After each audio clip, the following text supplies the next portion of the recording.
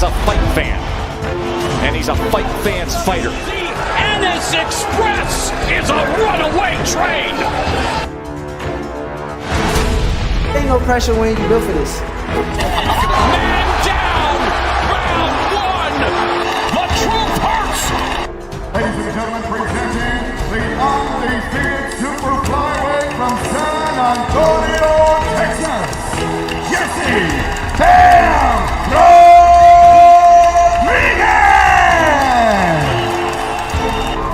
The universally recognized undisputed lightweight champion of the world, Devin the Dream Haney!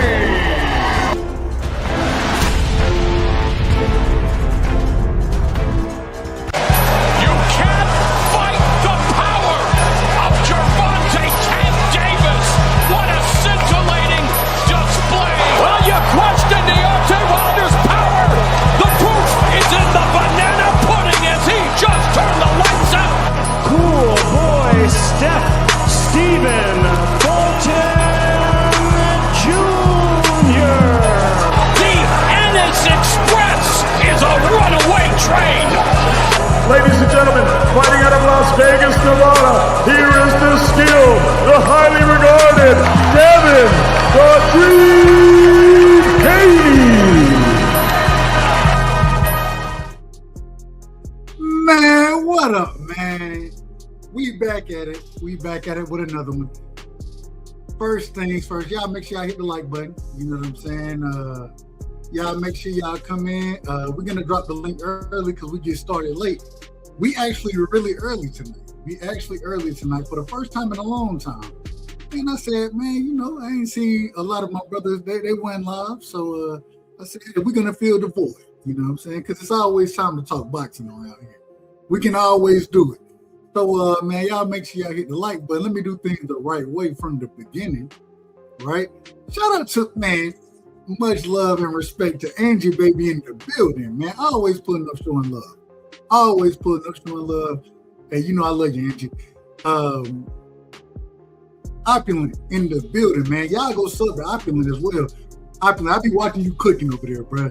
I be seeing. I ain't in the. I might not be in the top supporter group, but I be looking at everything, and I hit the like button every time that you post something. You do your lives, those type of things. Hey, keep fighting the good fight, my brother. Keep fighting the good fight because, hey, everybody ain't gonna fight that fight. You understand what I'm saying? So much love and respect to you. Shout out to my brother in the building, man. Ray Patterson in the building, man. Salute to Ray Patterson, man. What's happening? Straight from Jersey. You know, hey, I don't know what it is. Down south niggas and up north niggas, man. Hey, we rock with each other. I don't know how it work out. I don't understand it. But we rock. You know what I'm saying? I ain't never had a problem with an up north nigga, man. Never. And shout out to Jersey, man. Much love and respect. I want to say this, man. We got to get, hold on. Let me make sure I ain't miss nobody. All right, we get. I got to start with this right here, man. And let me fix this. Hold on. I'm out of order. Call me out of order if you want to. I ain't got no problem with it because it'll be correct. Now we in order now. We finna be in order. I think we in order now. Man, I went back over the Wilder Chisora fight, right? And we're gonna talk about Zayas and Boot, Raymond Ford, or Shaquille Foster. We're gonna talk about all the fights. But I went back and watched the Wilder Chisora fight for the second time, right? For the second time. Was it a good fight? Hell no. It wasn't. It really. Did I enjoy it? Yes, I enjoyed the fight. But was it a good fight? Nah, it wasn't no good fight. You know what I'm saying? It was a bunch of wrestling and all this other kind of stuff going on. Man, this is my problem right here, though. When these people jump, how you jump in the ring when the ref trying to step in? How can a cornerman jump in the ring, right, and not be disqualified immediately? Shout out to my sister Vacay in the building, man. You know I got a lot of love for Vacay as well. But how the hell you jump in the ring and don't get disqualified? I remember the time when Roger Mayweather jumped in the ring.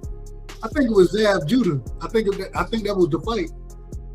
And he didn't get disqualified at that current moment in time, but they went and reviewed it and then suspended him for it. They suspended Roger Mayweather for this.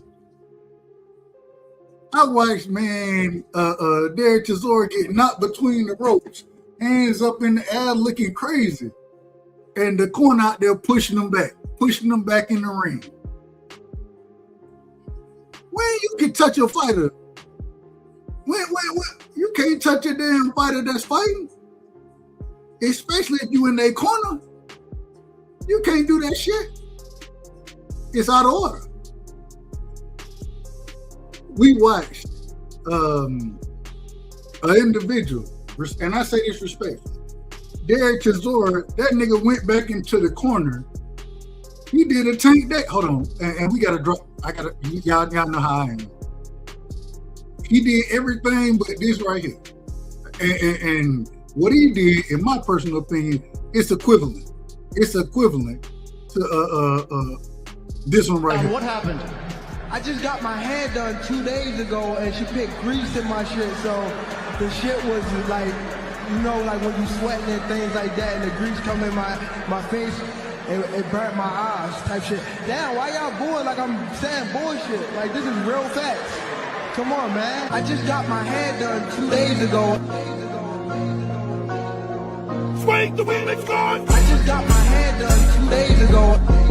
I just got my hair done. And she put grease in my shit. I just got my hair done 2 days ago.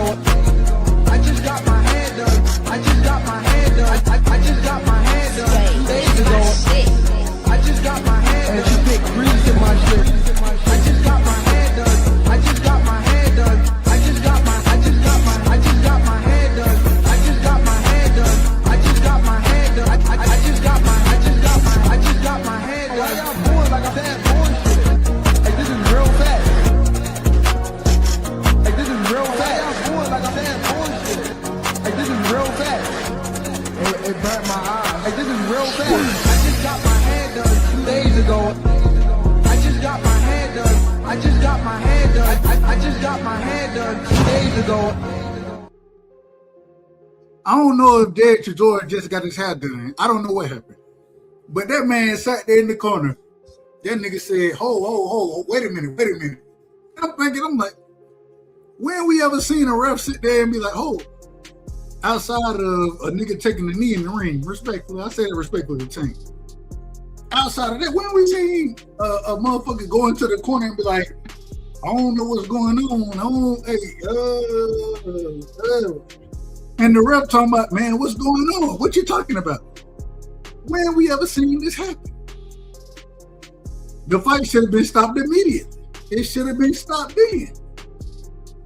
And I'm not even, hey, I love Wilder. I don't know what Chisora was dealing with. Maybe he had a thumb, maybe he got a thumb to the eye. But this is boxing. And so once you retreat to your corner and then start waving your hands in the from everything I done seen, that's a stoppage. The ref stopped the fight. The ref went and consoled this man. Hold on, what's going on? Are you okay? Can you fight? That ain't the question you're supposed to be asking, man. If he can fight, he's supposed to be coming out the corner and fighting. If he in the corner, ask a few to come over there. Man, you're supposed to be like, ho, we gonna wave this thing off. He don't know what's going on. He out of order. That ain't what we seen. The ref was out of order, man. This man was all the way out of order. And the crazy thing about it is that even after that situation, well, even before, first off, before that happened, the corner jumped in the ring. That's an automatic disqualification. Even if you don't disqualify the fighter, you throw the, hey, remember when Roger Mayweather and Roger Mayweather jumped in the ring? Zayas Judah's father jumped in the ring, Yoel, and that was a big scrum going out there. Shout out to my brother Marky Dan, shout out to my brother D Free. It's a big scrum going out there. Y'all hit the link if y'all want to. It's a big scrum going out there, and now all of a sudden you don't know what's going on, ref. Well, we need you to be more in control. We need you to be more in control. The ropes in this fight seem to be out of order as well. I've never said this. I've never said this. The ropes are out of order. According to and we got my brother in the building, Marky. Give me 1 second. I'm gonna finish what I'm saying, then I'm gonna bring it to you. According to what they're talking about, they're saying that when according to the ref, when Chisora falls through the ropes and his corner is pushing him back into the ropes, you can't touch a fighter. You can't touch a damn fighter in that situation. And we watched that man getting pushed back into the ropes. Deontay Wilder won the fight, man. He won the fight. But it was so much egregiousness going on within that fight. And you got to remember where you're at. You're over there in the UK, right? So, and no disrespect to the UK, across the pond, that's what they call it. Great fans, you know what I'm saying? No disrespect to them. But this ref was all the way out of order. It wasn't even close to being in order. It was so ridiculous in my personal opinion. And then they said they did a review of the referee and they said, nah, he good. He good. All right. Well, clearly I can go ahead and ref anything. I can ref in any fight right now with no training, not sitting down, not having to learn anything. I can go do this right now. According to, if he in order and I know he out of order, I can go do the same thing right now. Let me say, man, shout out to my brother, one of the greats in the building, man, Marky Dan, the young historian, doing a great job. And Marky, me and you, we gotta chop up what's going on with in this political space. You gotta let me know when you're live. Hit me up so I can pull up on your show because Marky runs a hell of a political show. If y'all don't know, y'all make sure y'all go follow him over there. And then we got my brother D Free in the building, one of the great debaters. You know what I'm saying? One of the best as far as debating goes, and one of the most knowledgeable individuals as far as the sport of boxing goes. The rules, he knows it. You know what I'm saying? And me and D Free, he's the master debater. But we'll be live tomorrow. Correct me if I'm wrong, Free. We'll be live tomorrow. We'll be talking about the NFL draft as well. So y'all pull up for that show as well. But Marky, welcome to the show. What did you think? And this is my first time going live and talking about Wilder versus Chisora. What were your thoughts on that? Am I out of order as far as how I'm speaking on the ref? As far as how I seen the fight, I thought Wilder won the fight. I thought the scorecards were a little raggedy out there, but at the end of the day, I thought he won the fight. Go ahead. No, I think you being fair in your observation and analysis of the fight.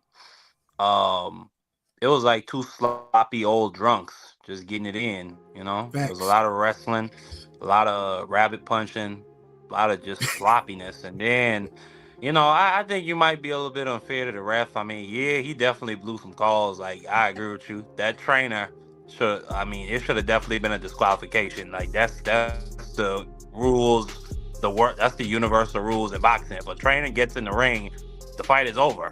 That's an automatic stoppage. So, but at the same time, I think like the ref. How am I being unfair to him? Yeah, no, let me get to that. I think the ref was just so out of sorts by the sloppiness that was in front of him.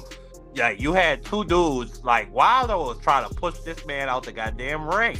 And then Chisora's back. He was out of order. Chisora's back was parallel to the ground and he's throwing like rabbit punches. And then out of nowhere, the trainer come in. So the referee's like, what's going on? Like, what do I focus on? And he's just, I guess, like, okay, I guess the fight is going. Now, the moment in the third round where Chisora quit, that looked clearly like I thought he quit too. I thought he quit. So that's like that's two blown stoppages for the ref. I can't excuse him on that one. That's two blown stoppages right there. But overall, I mean, it was an entertaining fight. It had drama in it. You know, Del Boy. I was on the edge of my seat. I was on the edge of my seat the entire fight. Absolutely. I mean, even when they was wrestling, even when they were wrestling with each other, I was still on the edge of my seat. Absolutely. Even when Del Boy was just sloppy and gas. I mean, the man was gassed from the second round. Even when he was sloppy again, this man was still coming forward, throwing them hooks. I mean, just the sloppiest footwork you will ever see. I mean, the man was squaring up. He was literally stepping over his lead foot to try and land something. And he landed some of them big wide hooks. I thought he hurt Wilder in the fourth round and maybe in the sixth too, and in the ninth. But listen, it is what it is. When them punches landed, when them overhand rights landed, I thought he hurt Wilder. Wilder said he wasn't hurt. Yeah, anytime I thought he was Wilder doing that thing. Anytime you see Wilder doing that thing where like he's rubbing the back of his head, like, oh, you hit me, I know he was hurt. But overall, but to be fair, Wilder. Let me just say, Wilder. He was definitely trained. I'd say this: he definitely trained. He was definitely in shape. He caught a second win. I think after the fifth round was my opinion. Goddamn it, Dub. He caught it. I thought he caught a second win at certain points in the fight. The eighth round. I mean, he was hitting Chisora with that right hand, and then Chisora, as he's falling backwards off balance, just like he just swing one of them big old meat hooks. It was a fun fight to watch. But it was it's like you know what it's like, Dub? It's kind of like I'm trying to think. Like, it's one of them movies. I'm trying to think of a name of a movie. I'm thinking of it's like one of them Transformers movies. It's like, you know, it's illogical, but it's action packed. It's fun, and then I don't never watch it again. That's how I felt about that fight. It was fun while I watched it. I don't plan to watch it again. I ain't never been a Transformer. I'm not gonna say I'm glad the fight happened. So I can't speak to that. Yeah, I'm gonna just say I'm glad. I'm not glad the fight happened, but I'm not unglad the fight happened. It was what it was. I pray and I hope Deontay Wilder decides to retire. I think anybody in the top, if you look at like this, with the dregs of Derek Chisora, like Derek Chisora, I think it was in the 12th round, like he tried to bounce and he tore his Achilles. So if you look at like this with hold on, wait a minute. You said Derek Chisora tore his Achilles? Well, something happened with his back foot. Something happened where no. Hold on. Calm down. Hold on. Are you saying for the fact that Derek Chisora tore his Achilles? No. I'm just saying based on what I saw. You just made that up. Well, no. Okay. Well, let me say this. Let me be accurate. Since we are accurate, respectfully seeing your dub rights out. It looked to me like in the 12th round, Derek Chisora bounced on his toes, and then out of nowhere, some type of injury happened to his back foot, and he could not come forward. He was up against the ropes for the last 40 seconds of that fight. No. It's called fatigue. It's called fatigue, man. It's called fatigue. Something happened. His back foot buckled. Back foot. Something happened. Listen. It's my opinion, though. I'm just giving you my analysis, okay? Of what I saw. If you look at like that, D-Free, we coming to you, Derek Chisora. D-Free, yeah, absolutely. Salute to Frilio. You gotta get it. Salute to Frilio.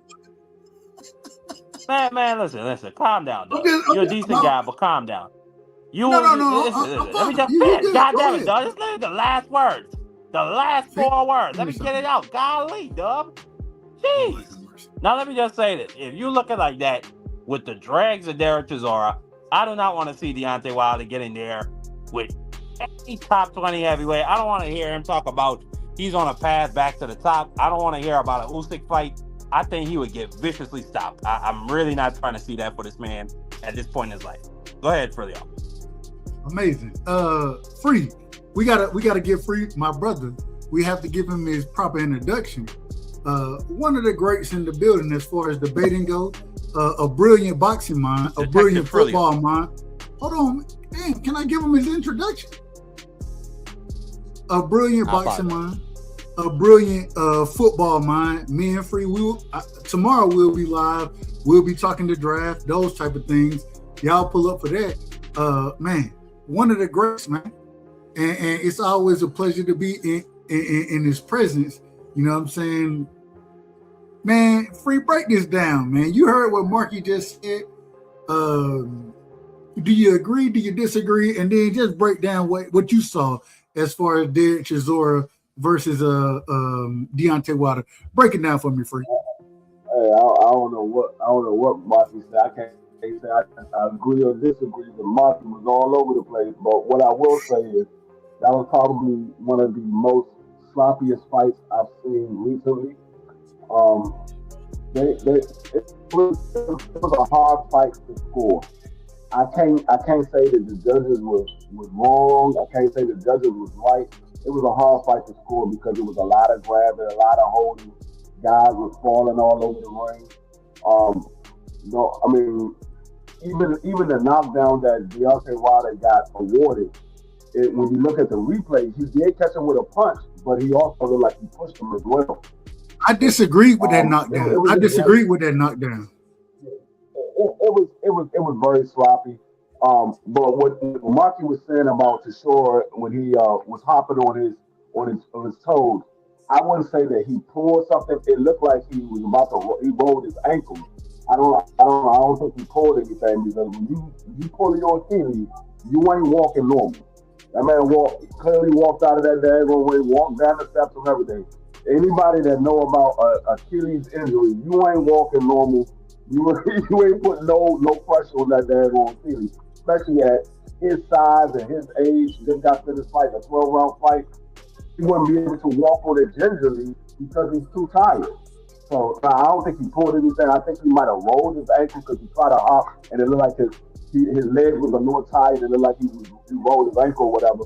But I think the right man won. But as far as when the trainer jumped in the ring, I'm not mad that the referee didn't stop the fight.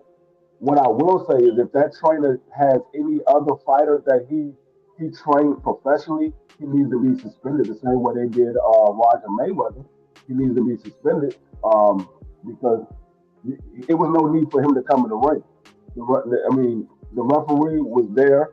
And he didn't do anything. He walked over there and walked back. He didn't stop anything. So it was no need for him to come in the ring. So, like I said, if he has any other fighters that he trained professionally, he needs to be suspended. But, I mean, it's the UK. We don't know how they're going to do things. So we'll see. I mean, well, we probably will never see because I don't even know who the trainer is. Hold on, real quick, D-Free, I want to ask you. So, and then we got to get my brother Steph in the building, man. Shout out to my brother Steph. I got to ask you this, D-Free. When Derek Chisora, and I think me and you agree, I didn't think it was a clean knockdown by Deontay Wilder. We can argue that, but that's what the ref called it. But to see his corner pushing him back in the ring, helping him to get back in the ring, right? And as a fighter, or as fans, we understand, man, you can't touch, you don't touch a fighter when it's active competition going on. You don't touch a fighter. You know what I'm saying? We talked about this when Tank took the knee and then when he got his face wiped off, we was like, man, that's out of order. Do you think it was out of order for his corner to push him back into the ring? Yeah, I mean, he didn't. It wasn't like he landed on them, and that's the reason why they pushed him back in the ring. They pushed him back in the ring to help him make the 8 count. So I think it was definitely out of order. They had no right to push him back in the ring because as the referee was counting, they was pushing him in the ring to make sure he makes the 8 count. Because if he get counted outside the ring, the fight is over. So, I mean, I definitely agree with what question for you. Hold on, Marky. I'm gonna let you. Hold on, Marky. I'm gonna let you ask you a question. Let me get Steph in here because he just pulled up. Let me get his opening statements, and then you can ask whatever question you want to. Cool. Steph, welcome to the show. Give me your opening statements, my brother. Shout out to Steph, straight out of California. You know what I'm saying? A part of the biblical talk that we have on a regular basis. Y'all pull up for the biblical talk because it's always good. But Steph, welcome to the show. What's good? What's good, man? What's good? I feel like a minute. Yeah, I like the fight. Very sluggish, of course, but I think that's just given both men's age. And, Wilder, a much taller fighter than Derek Chisora. Chisora's very short, stocky, outweighed him, of course, and brings it like he always does. I think you guys are talking about that knockdown where he had him on the ropes and he went through. He went through the ropes, right? It almost looked kind of like a half punch then push, right? Is that what Agreed. I heard? Agreed. Yeah, no, Right, that's right. the one. That's the one. Yeah, I think that was rewarded to him because he had knocked him down, it seemed, a lot earlier than that too. That's what I thought in that moment. And he obviously Wilder's back was turned to us. We really couldn't see much until you saw the replays. But Wilder, that's what he looks like right now, man. It almost finally seems like it's kind of slowed down for him to where he's really just trying to set it up, and you see him thinking in there. And I saw him throwing uppercuts. I feel like I haven't seen him ever do that. And he was looking for it. He was looking for that uppercut. He was looking for the uppercut. He figured it out after he figured it out because he was pushing him and trying to straighten his man up and then deliver it. And let me say this too. I've always thought Wilder's a fair fighter because he's so used to starching guys and getting them out of there. So he's barely scathed. And but it seems like here as he's gotten older, and he kind of gets hit behind the head, he starts worrying about it. He is, which is rightfully so. You should let the ref know that. And then moving forward quickly, or I'll say this also. Once he realized the help's not there, he's going to fight dirty back too. So there was a lot of that in that fight.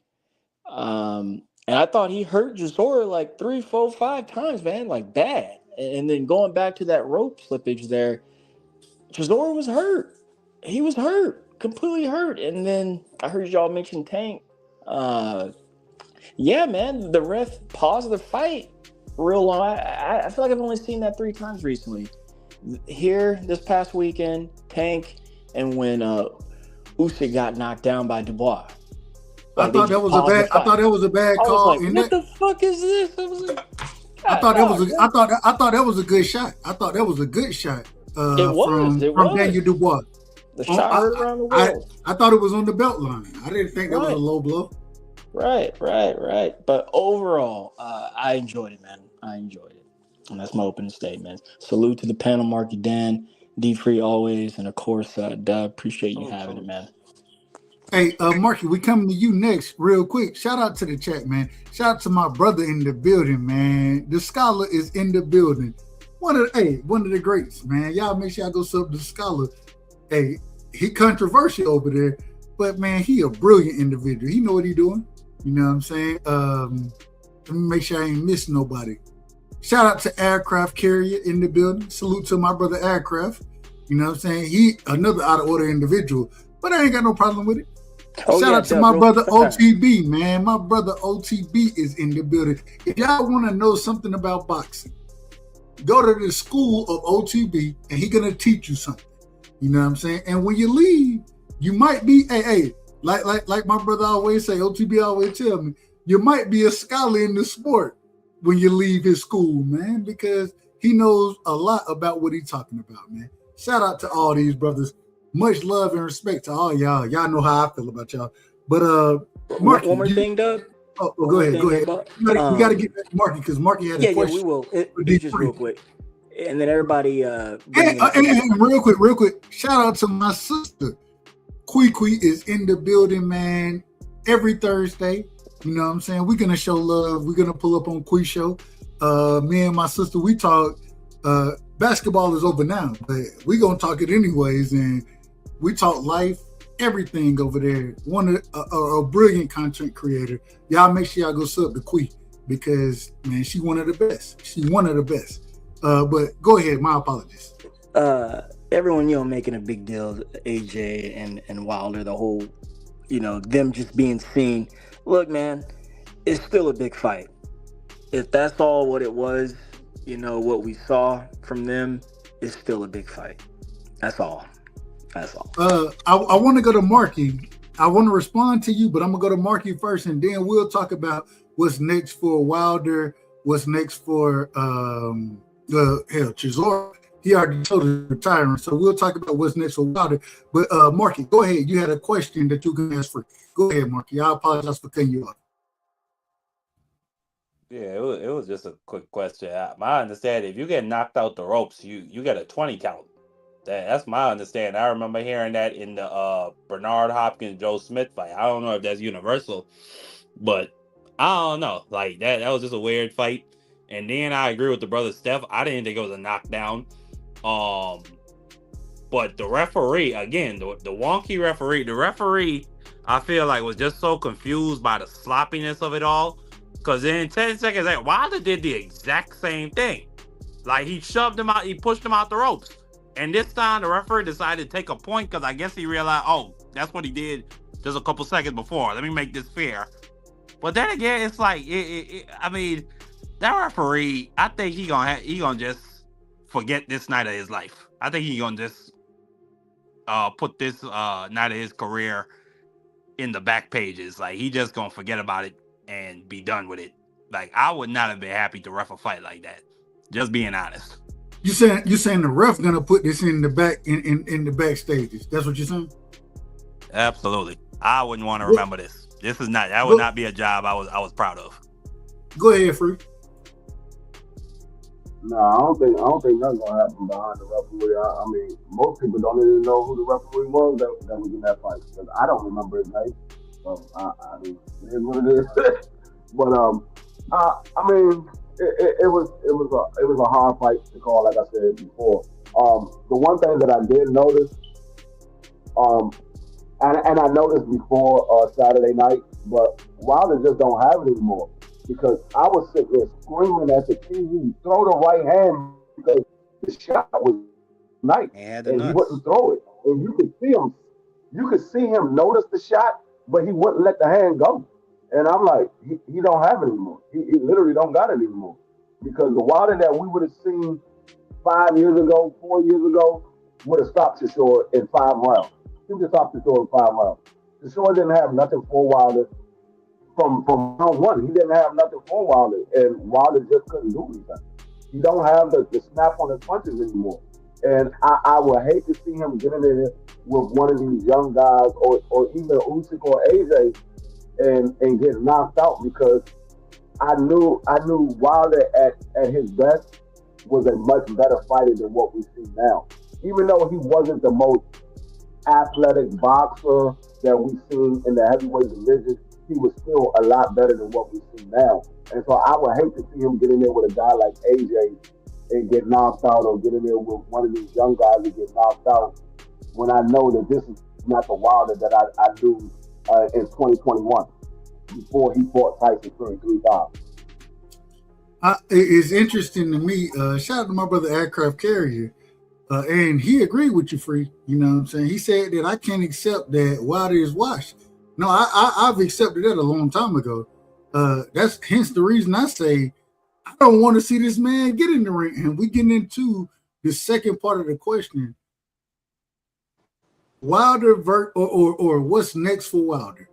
Do y'all want to see him fight? Because from what I've been seeing, and we see y'all have said before I can even ask the question, but from what he said in the post press conference, right? He brought up 2 names. He said, man, hey, AJ, of course, right? Which, okay, AJ chin out of order, so maybe he can clip AJ and win that fight. I would pick AJ to win the fight. And I love Deontay. I love him. I would pick AJ to beat him. And then the second name, but this was the most confusing thing to me. That nigga said Moses Humble. And I'm like, hold on, wait a minute, bro. Wait a minute. Oh, wait a minute. That man got a sleep fetish. Hold on, man. We ain't trying to see you fight Moses, man. I'm not trying to. You're going to get stopped in 3 rounds, bro. You're going to get stopped in 3 rounds. He's not getting stopped, Dub. He going to sleep. Well, when I say stop, we talking about the same thing. Straight NyQuil. So I want to let me formulate the question the right way. According to Deontay Wilder, he want to keep fighting. So, who would y'all like to see him fighting next? And do you think AJ or Moses? Do you think that's a viable opponent that he can beat? I mean, go ahead, Free. We're going Free. We're going Marky. We're going Steph. Go ahead, Free. My apologies. If it was up to me, I would love to see Wilder fight his pillow in the nursing home in Tuscaloosa, because I don't think he needs to be fighting anybody inside the ring. I think he needs to be fighting his pillow. That's what he needs to be fighting. Sitting back in a lazy boy with his pillow with his feet kicked up, enjoying life. He don't have anything to prove. If I know he wants the AJ fight, if AJ don't take this Deontay Wilder fight right now, we know that AJ's scared of Deontay Wilder. He's still scared of the right hand. Because if I was AJ, there's nothing that I saw Saturday night to say I have anything to worry about. Derek Chisora got a way better chin. Hold on. Derek Chisora got a way better chin than AJ got. Yeah, but even George Chisora has a way better chin. Did y'all watch the fight that I watched? Because Wilder was throwing the right hand, that joint was not landed. He was missing everything. I'm just being honest. But he was missing everything. I would pick AJ to win that fight. I would pick AJ by stoppage against Wilder. I would pick AJ by stoppage. Yeah. Yeah. No, I said that. I said I think AJ will stop Deontay Wilder if they were to fight right now. And I didn't think that a couple of years ago. I thought Wilder would beat AJ a couple of years ago. But I know AJ got a suspect chin. But from what I see with Wilder and what I seen of AJ still has his mobility and his boxing skills. Wilder don't look like he still has it. Wilder look like his punching power and his timing, his punch placement, all that stuff seems off to me. It doesn't seem like he's the same fighter anymore. So it would come down to who lands the shot first. And I think AJ will land his shot before Wilder lands his. I think AJ throwing combinations is way better than Wilder can, and I don't know. But let me get Mark in here. We're going back to Steph. Same question for everybody. When we're talking about these fights, what do y'all see next for Deontay Wilder? In your personal opinion, what do you want to see, and how do you see it playing out? And then we're going to Steph next. Mark, it's on you. Yeah, I said it. If he were to fight AJ or that young kid Moses Atoma, please don't fight Moses. Please don't fight that man. Please. Yeah. I'm praying. I'm praying that he don't fight him. I'm praying. He goes directly straight to bed. I don't think it's gonna be no referee wave it off. It for sure ain't gonna be no Mark Breland with a towel. We know that. Mark Breland done been traced off. So I think they gonna put him out cold. I pray he doesn't do a spin on the way down like he did against JD James. I mean, AJ been on a bum bashing tour for a little while now. He beat Francis Ngannou. Then he got viciously knocked out by Dubois. Was trying to use his forehead to stand up. I've never seen nothing like that in my entire life. Hold on, Marky. What he was using?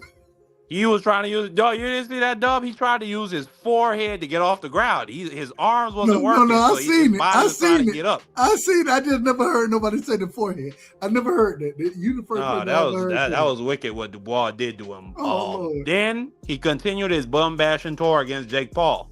So I don't think he would be have any problem with taking out Deontay Wilder. That would be a big fight over there. I mean, they might have to put that in a stadium. Not even because it'll be necessarily like a big, like a competitive super fight, but just because, that's a fight that's been talked about for over a decade. They like the names. They love the names, and they're going to support the names. Absolutely, exactly. And I think the British fans, they've been feeling like AJ could stop Deontay Wilder for years. And I think that they would want to see that in reality at least just once. So if he fights either of those guys, I'm not even going to talk about Moses. That would just be, My God. Oh, man, I wouldn't want to. Like, I pray he don't bring his family, or I pray his family don't watch the fight. I think that they should just ignore boxing that Saturday afternoon.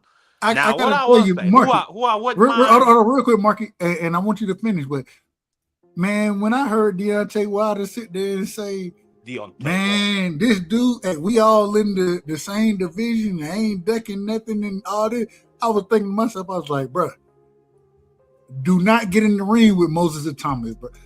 Please." And he even said, Deontay Wilder, he said, he was like, "Man, hey, I seen the knockout against Franklin." And I was thinking to myself, I'm like, "Hey, bro, you can punch. You old, but you can still punch. But man, Franklin defense is way better than yours. His chin is way better than yours. And now you talking about you finna get in there with Moses. This man finna sleep the shit out you, bro. He gonna knock your ass out." What I will say, Dub, Hey, I what wouldn't I will mind say, seeing. Let me if just say this Deontay this Wilder, last point free. if I Deontay wouldn't Wilder mind didn't beat seeing. any of them, I would say he has a better chance of beating AJ out of the two. He has a better chance of beating AJ. He has nothing coming with Moses. He getting knocked out. I don't think he got a chance in hell immediately. I don't see it going past 2 rounds. I think he got a snowball's chance in hell of beating Moses Atoma, and he got an ice cube's chance in hell of beating AJ. Like, that's the comparison for me. I think he got a better chance of beating AJ. Yeah, but better by how much? That's all I'm saying. I mean, now, I think he lose both of them. I think he lose both fights. I wouldn't mind seeing Wilder versus Francis Ngannou. You know, that was a fight that was talked about for a long time in MMA. You know, they both talked about as the hardest punchers in the history of combat sports. Ngannou, I think they said he got his punch has the force of a Ford Escort going full speed, and then we know what Deontay Wilder do, 40 straight knockouts or 40 straight fights knocking somebody down until he got the Fury or something like that. Yeah. So I wouldn't mind seeing that. And not only that, you know, I think even in MMA, I think Ngannou is pretty much at the end of his rope. So again, it's two dregs fighting each other, you know, two big names. They could make a lot of money. That's the only fight I could see Deontay Wilder being competitive in. Outside of that, absolutely not. Do not get in there with AJ. Do not get in there with Moses Atoma. Amazing. Go ahead, Steph. Real quick. Real quick, Free. Did you finish your point? I think we cut you off. Oh no! I was just saying I mean, he has a better shot at AJ out of the two. He has no shot with Moses. It's not going to go past 2 rounds with Moses. I don't see it going. It might be like a Dillian White where he catch him early in the first round. I don't want to see the brother get hurt, and I think if he get in the ring with Moses, that brother gonna be hurt. I don't think he. Just being honest. What about Jake Paul, Dub? Jake Paul versus Wilder. I think Wilder could get Jake Paul. I think he could beat Jake Paul. Hey! You know what? I don't look at Jake Paul as a true boxer, me personally. But if he does, I mean, we've seen what happened with him, and I think that'll be a good fight. I think that if any fight I would take, if I was Deontay Wilder, I would take the Jake Paul fight. I agree 100% with you, Marky. I agree 100%. $50 million bag. I agree 100% with you, Marky. I agree with you. And hey, shit, you ain't got to worry about too much against Jake Paul. Jake Paul can box a little bit, but you're going to be the bigger fighter, the longer fighter, and you're going to be trying to tee off.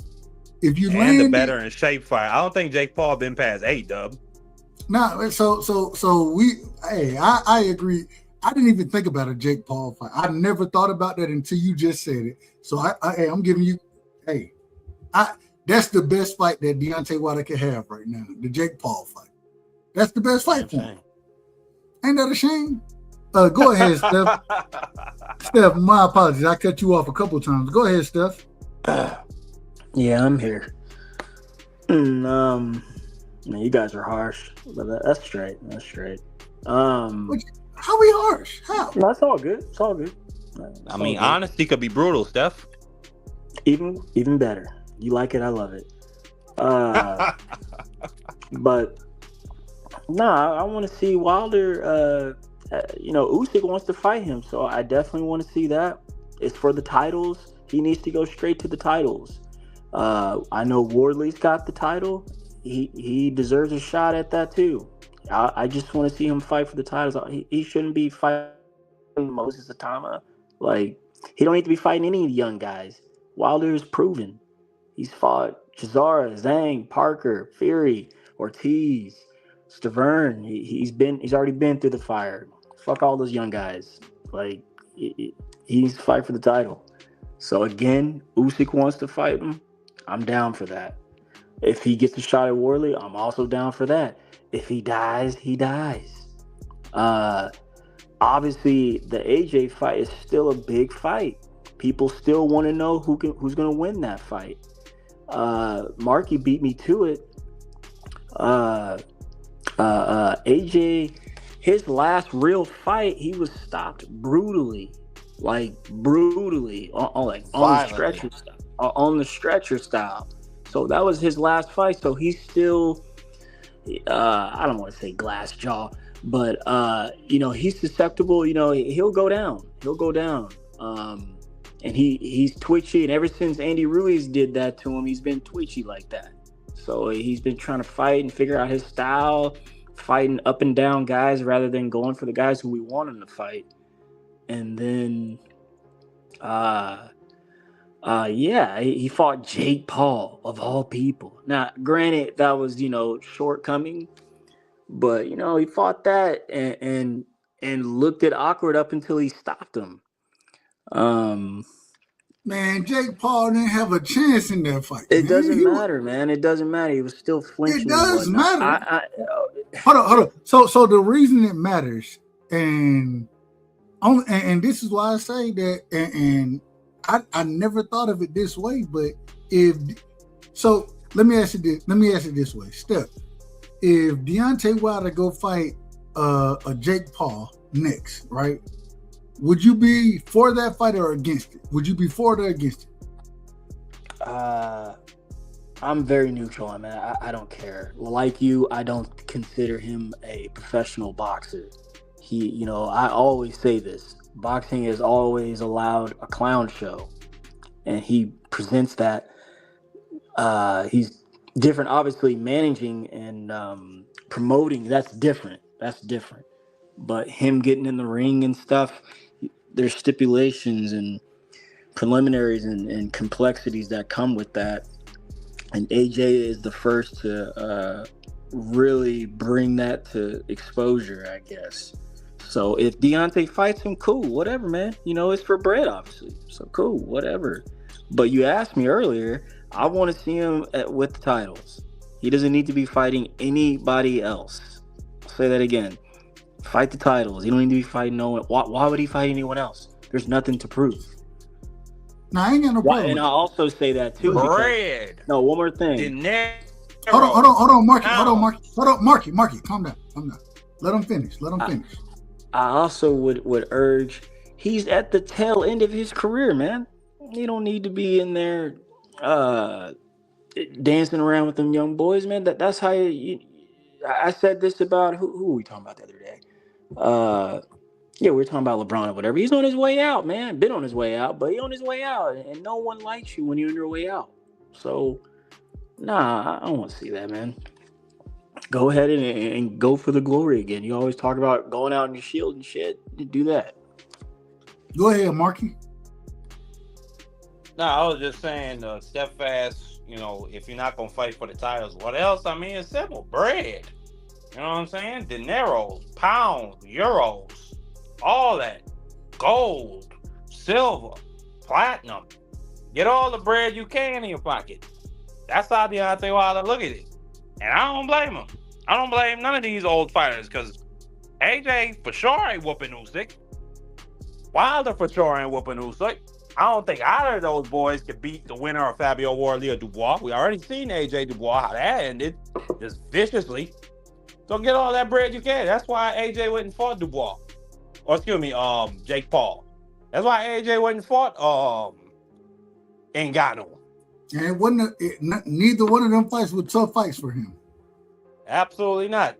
He's on them guys. They should be on the Floyd Mayweather route, where Floyd come out, you fight for an 8-figure bag. You know real quick, Marky Piro. The link is pinned. It should be pinned. I thought it was pinned at the top of the chat for everybody. Y'all let me know if it ain't pinned there, but I think it's pinned at the. It is not. It's not. It's on the. It's on your YouTube like show. No, I got it. I got it. It was in the chat, and the chat. I got it. I do things the right way. It's pinned now. Good job. Y'all, hey, y'all make sure I'm in order. Is the link pinned at the top of the chat now? Correct me if I'm wrong. If I'm wrong, then I gotta fix it. That was my key. Yeah, I'll tell. Well, anyways, if it ain't pinned there, Piro, let me know, and I got you. Another thing too, and I'm gonna really shut up. Matter of fact, I'm gonna put it back out here just in case. Go ahead.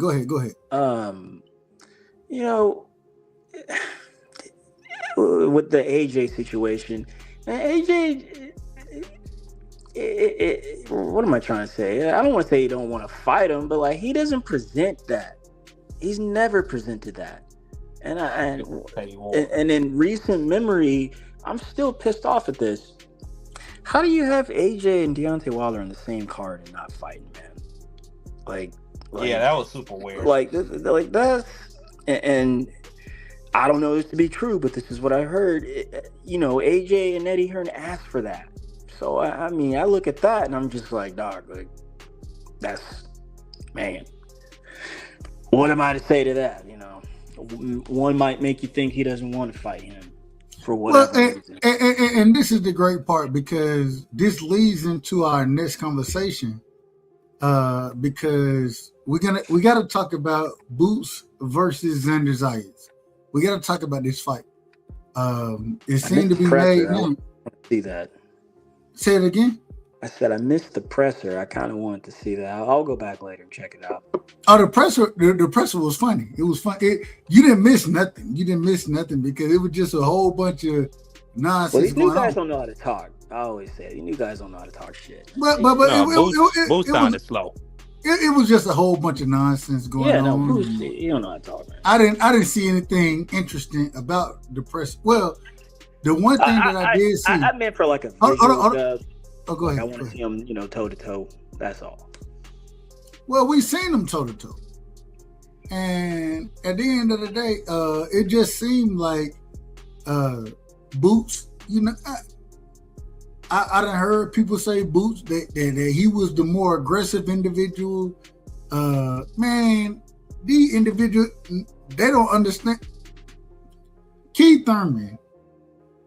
And I can't stand sometimes. That ain't my. I ain't a fan of sometimes like that. That man talk. He talked way better than either one of these brothers could. They can't sniff this man boots. They can't sniff his boots as far as talking shit in a fight. And when I listened to them talk to each other, I was sitting there like, "What the hell are we looking at? What are we?" I was kind of confused. You got somebody kind of trying to touch the belts, and I have no clue what was going on, and it really wasn't interesting. So I don't see either one winning or losing the press conference, because it just seemed to be a tad bit weird. You know what I'm saying? Neither one understanding how to take control of the situation, and they just kind of was out there. You know what I'm saying? They were just there. That's how I felt about it. But y'all go ahead. Y'all tell me I'm wrong about it. And real quick, I gotta do things. Hold on, I gotta do things the right way. I got my brother in the building, so we're gonna go backwards in this situation. Shout out to my brother, man. Piro is in the building. Me and Piro, we don't agree on a lot, but man, this is my brother and I love him. He know that. Piro, welcome to the show. How you feeling?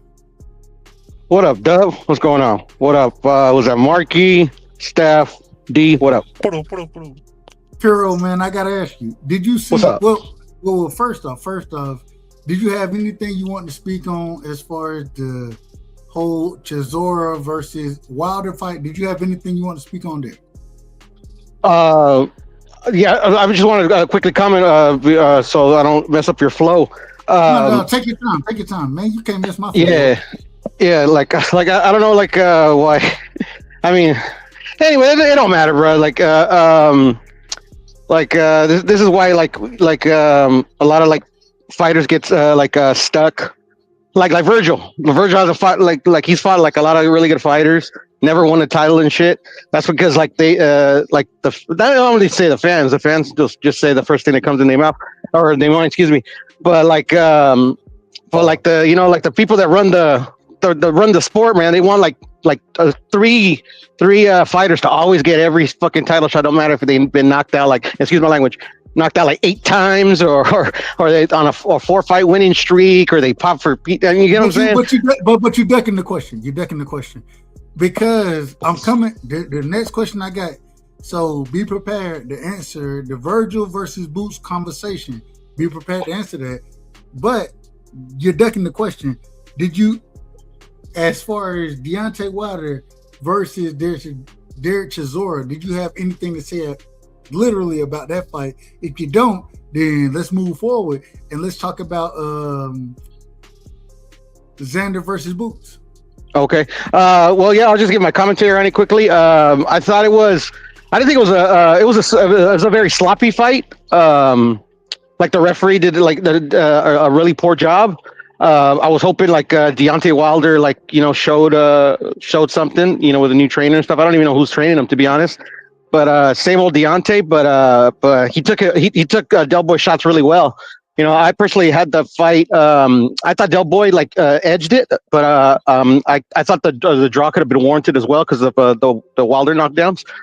But yeah, man. I mean, the fight went kind of as expected. That's my take on it. Amazing. So let's move forward. All right. We got Xander Zayas versus Boots Ennis.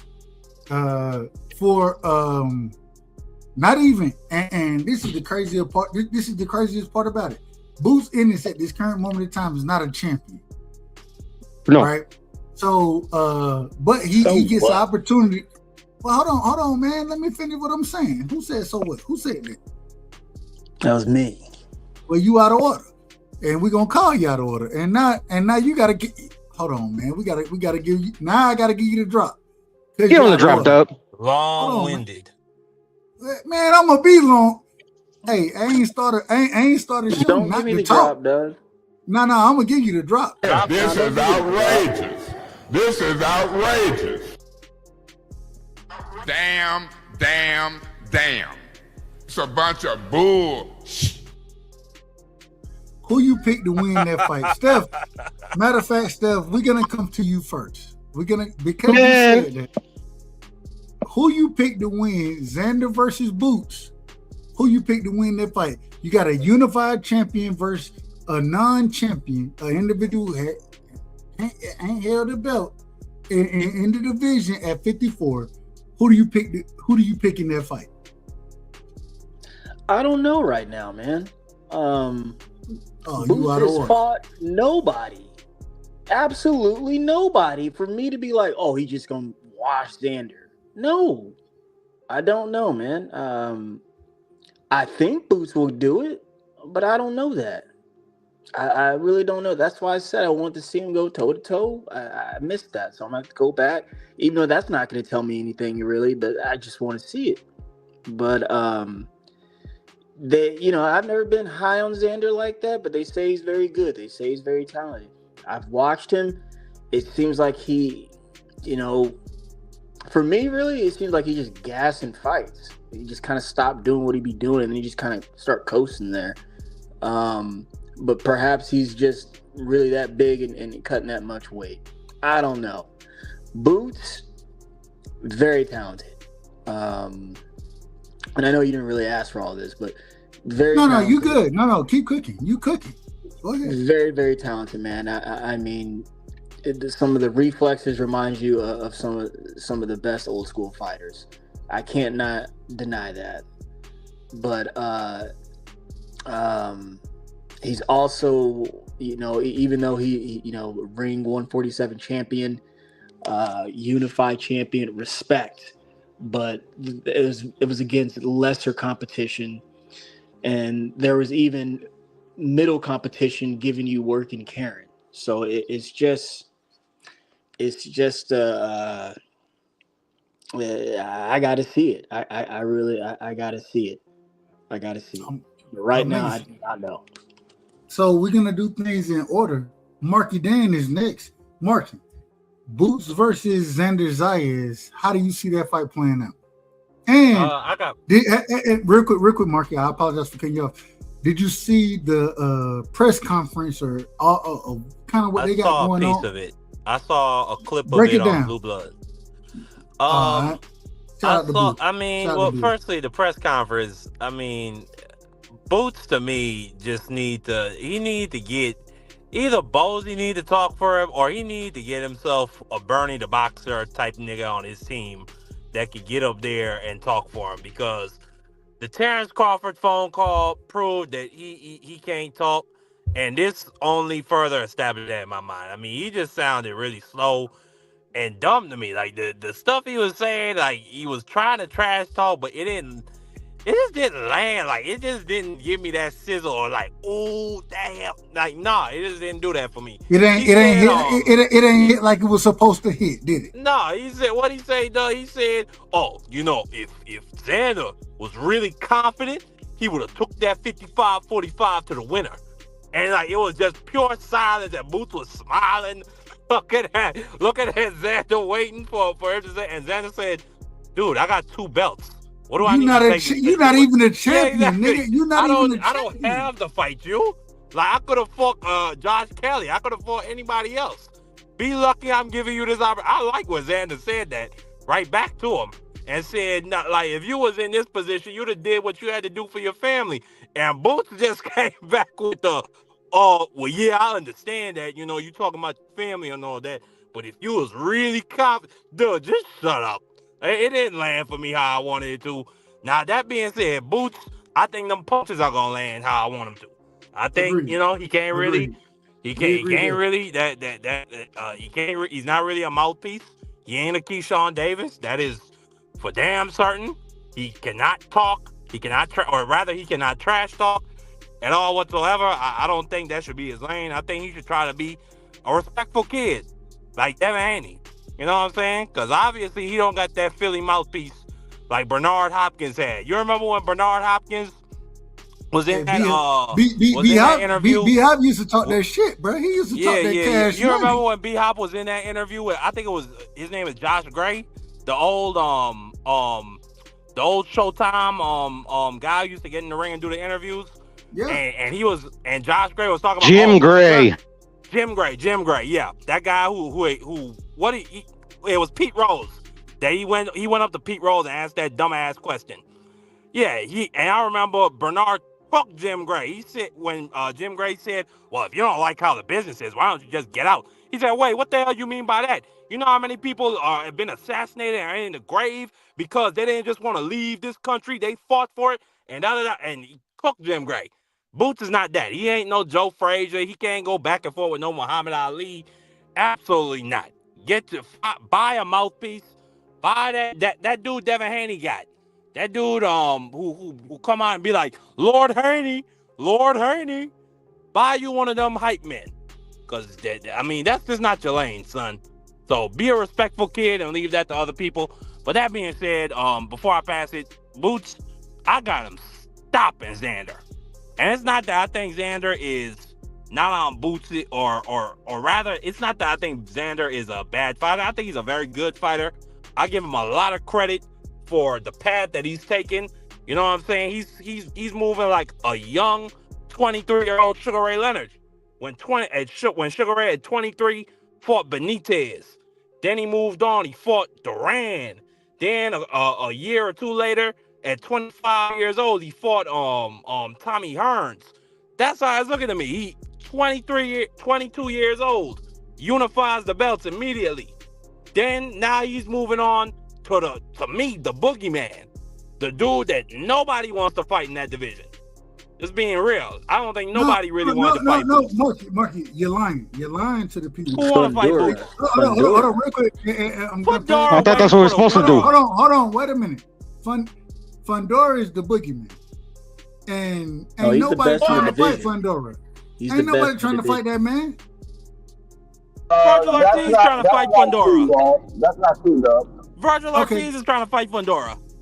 And now Fundora is talking about he's waiting for the winner. Virgil, we hold on, wait a minute. Hold on. Y'all out of order. Hold on, man. Y'all out of order right now. And we gonna call y'all out of order. And matter of fact, Marky, this is what you talking about right here.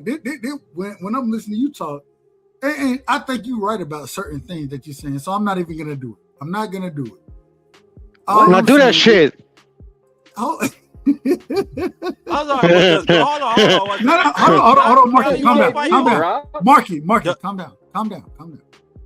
All I'm saying is that at the end of the day, I do, and do I want to see Boots versus Xander? Absolutely. Did Virgil duck that man? Absolutely. Why that man ain't go? Why he ain't press Fundora? Why ain't press that nigga? Because he has Josh Kelly under contract with Matchroom, and not only that was a fight that, at least from the report, bitch. Mantis in this bitch. Wash the Chevy doors. Mama, I saw Jesus. Get low with it. Whoop a bitch. I turned around and I spot the nigga. Pretty Ricky, baby, grind on me. Wish a bitch would, then Jet Set. Thriller dance. Call me Dragon Ball Negro. Swag surfing. Where my DoorDash order? Not you? All right, then. Keep it moving. Old dirty bastard, drunk style. Too low to get under. Too high to get over. Melodies from heaven rain down. Damn, my socks wet. Got a rock in my shoe. I listen to when you talking. They're what I'm hearing right now. Hey, Dub, I got a question. I don't even know what the hell you talking about. So hold on. Hold on. Do things the right way. Let me do things the right way. We're gonna go D-Free, Piro, coming back to Steph, and then I'll jump in when I need to. I got a question, by the way. I'm asking you, who are you talking about when you said why did they press Pandora? Say that again. Who are you talking about? You said why did you press Pandora? Who are you talking about? The champions. Who? What are you talking about? All of them. I'm talking about Virgil. Hold on. You asked me a question, so I'm gonna answer it directly. And not just the champions. I'm out of order when I say the champions. Virgil Ortiz, Xander Zayas, Boots Ennis.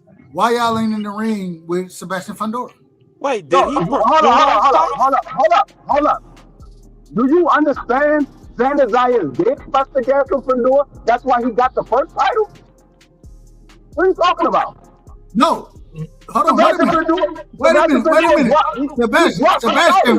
Sebastian Fundora dropped the title because of PBC. Yeah, matter of fact, you're right, D-Free, and there was supposed to be a purse bid, and Fundora dropped it. I remember that. Because of the PBC. He dropped but then, so how you gonna call him the boogeyman when it's clearly dudes trying to fight him, Dub? What are you talking about? Because of the PBC. No, hold up. Dub. You can't have both ways. Am I lying? Be free. Am I lying? Am I lying when I say that the PBC was the one that pushed him to drop that guy? Am I lying? Y'all out of order. You're 100% right, Dub. Hold on. Be free. Calm down. Am I lying when I say that the PBC? Hold on, man. I ain't even asking. Am I lying when I say that if you was under oath, you would get charged? Yes, you are.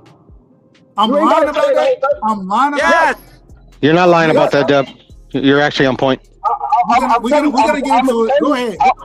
I'm gonna tell you why you lied. Because you won it both ways. You said the man ain't nobody pressing Fundora. Well, Xander Zayas did press him. He dropped the belt. You said because of PBC. Well, if it's because of PBC, then Fundora ain't the man. Because he ain't fighting nobody because of the PBC. He ain't the boogeyman. I can actually rock with that, D-Free. I could agree with that. Not only that, to add to D-Free's point, we hearing reports Top Rank didn't want Xander to fight Boots. That man's still fighting Boots. He pressed the issue to fight Boots. And he literally just said he's going to fight everybody on PBC. He's not trying to unify the belts. He literally said it. That man waiting for the winner of Earl Spence versus Tim Zoo. He ain't no boogeyman. I can. That's a good argument about the boogeyman status. But I agree with you too as well, Dub. Real quick. I want to. You said that who? You said break that down for me. Break that down for me. No, the man said he's waiting to fight the winner of that. Who are we talking about? Sebastian Fedor. He wants to fight the winner of Earl Spence and Tim Zoo. He ain't worried about unifying the winner of Xander Zayas and Ron Bluth. He ain't worried about that. He said, I'm going to work with the guys over here. Amazing. All right. Hey, I'll be wrong. I ain't got no problem being wrong. Y'all know that. It is what it is. Y'all correcting me. When it comes to the fight, no, y'all correcting me. I agree with y'all. I'm agreeing. I'm agreeing in this situation. Finally. Well, then calm down. Hey, when it comes to the fight, I ain't here just to argue. You know, if I got a good point, I'm gonna argue it. I think y'all point better than mine is right now. So I'm who outside of Xander Zayas that dropped the belt? No, I'm giving credit. Say it again. No, I said who outside of Xander Zayas has called out Boots? Hold on, Virgil. Say that. Hold on. What was the question? I said, who outside of Xander Zayas has pursued a Boots fight? Virgil. At 154. No. Virgil didn't pursue. He didn't pursue. Yeah, he did. Yes, he did. Oh man, okay. He priced himself out of that fight. No, he didn't. You wanted to fight for more money than he agreed to. You wanted to fight for more money than he agreed to. Hold on, real quick. And no disrespect, Pierre. You know I love you. What I tell you is who is Virgil for the fight? Right now, the only person he's fighting is Oscar De La Hoya. Exactly. And so this nigga, he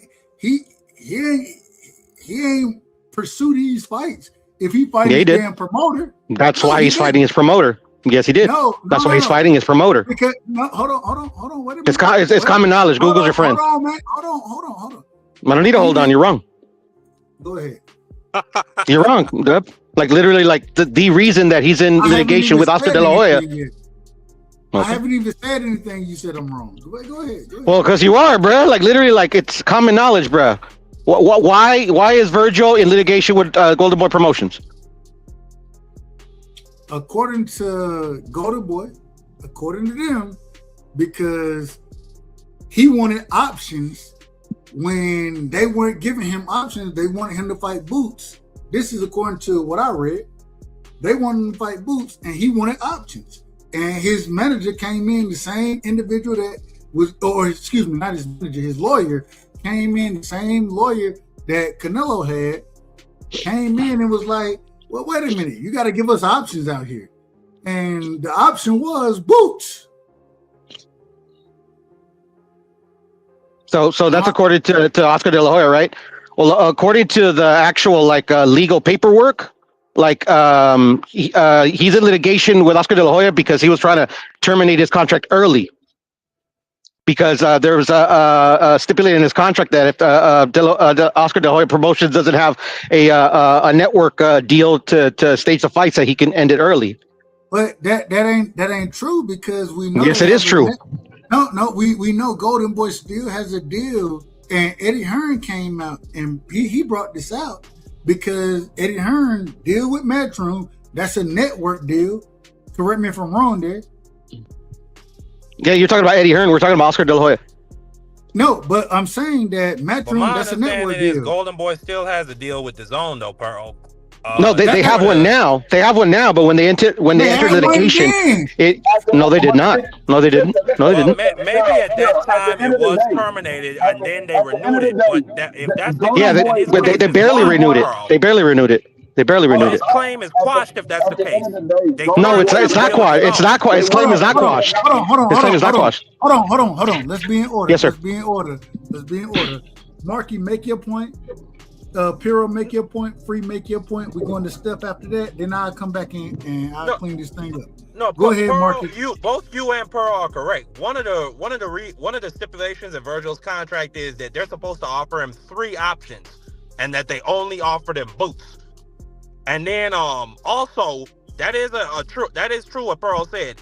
if there's no deal with the zone, then Virgil is allowed to terminate his deal early. But they currently have a deal with the zone. So if that's the case, it's quashed. But they didn't have one at the time. That's why it's not quashed. That's why the arbitration is scheduled for September. Well, I don't think a judge is going to or an arbitrator is going to side with their claim. It doesn't matter what you think. It doesn't matter what you think. Marky, hey, go ahead, Pero. Keep going. No, I'm just saying, like respectfully, Mark, it doesn't matter what you think. At the end of the day, if it was cut and dry, like you're trying to make it, seem like literally the judge would have ruled in Oscar De La Hoya's favor, like outright.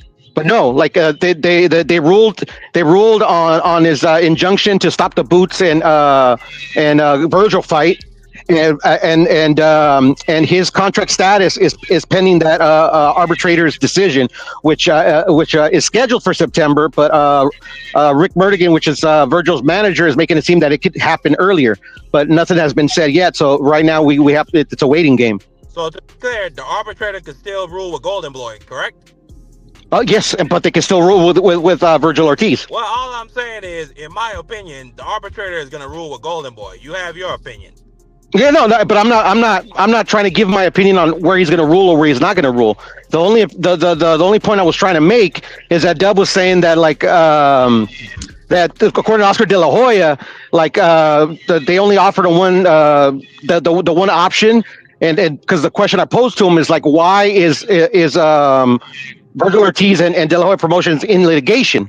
That was my whole initial question. My opinion, whether the arbitrator is going to rule in De La Hoya's favor or in Virgil's favor is moot, because I didn't make that point. I wasn't trying to give my opinion on that. Well, at the end of the day, Golden Boy would have never been in jeopardy of losing their contract if Virgil would have just went ahead and went through with the agreement that he agreed to fight Joanne Buchanan. Virgil wanted more money.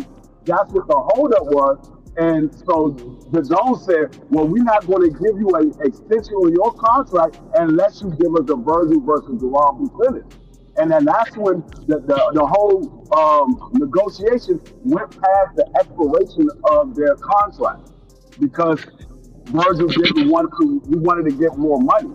And Oscar De La Hoya said, Virgil wanted more than what I was trying to get him. I was trying to get him more money, but he want more than that. So that it was still came down to being Virgil's fault. The whole reason why the fight didn't happen.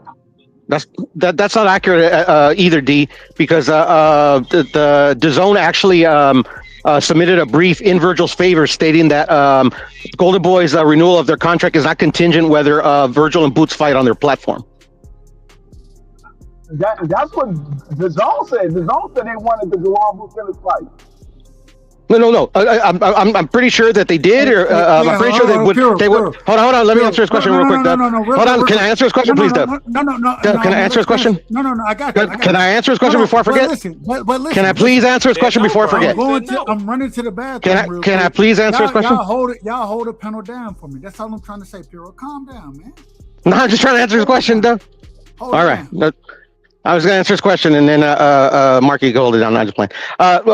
D, of course, like if you're in DAZN's position, yeah, you would want that fight on their platform.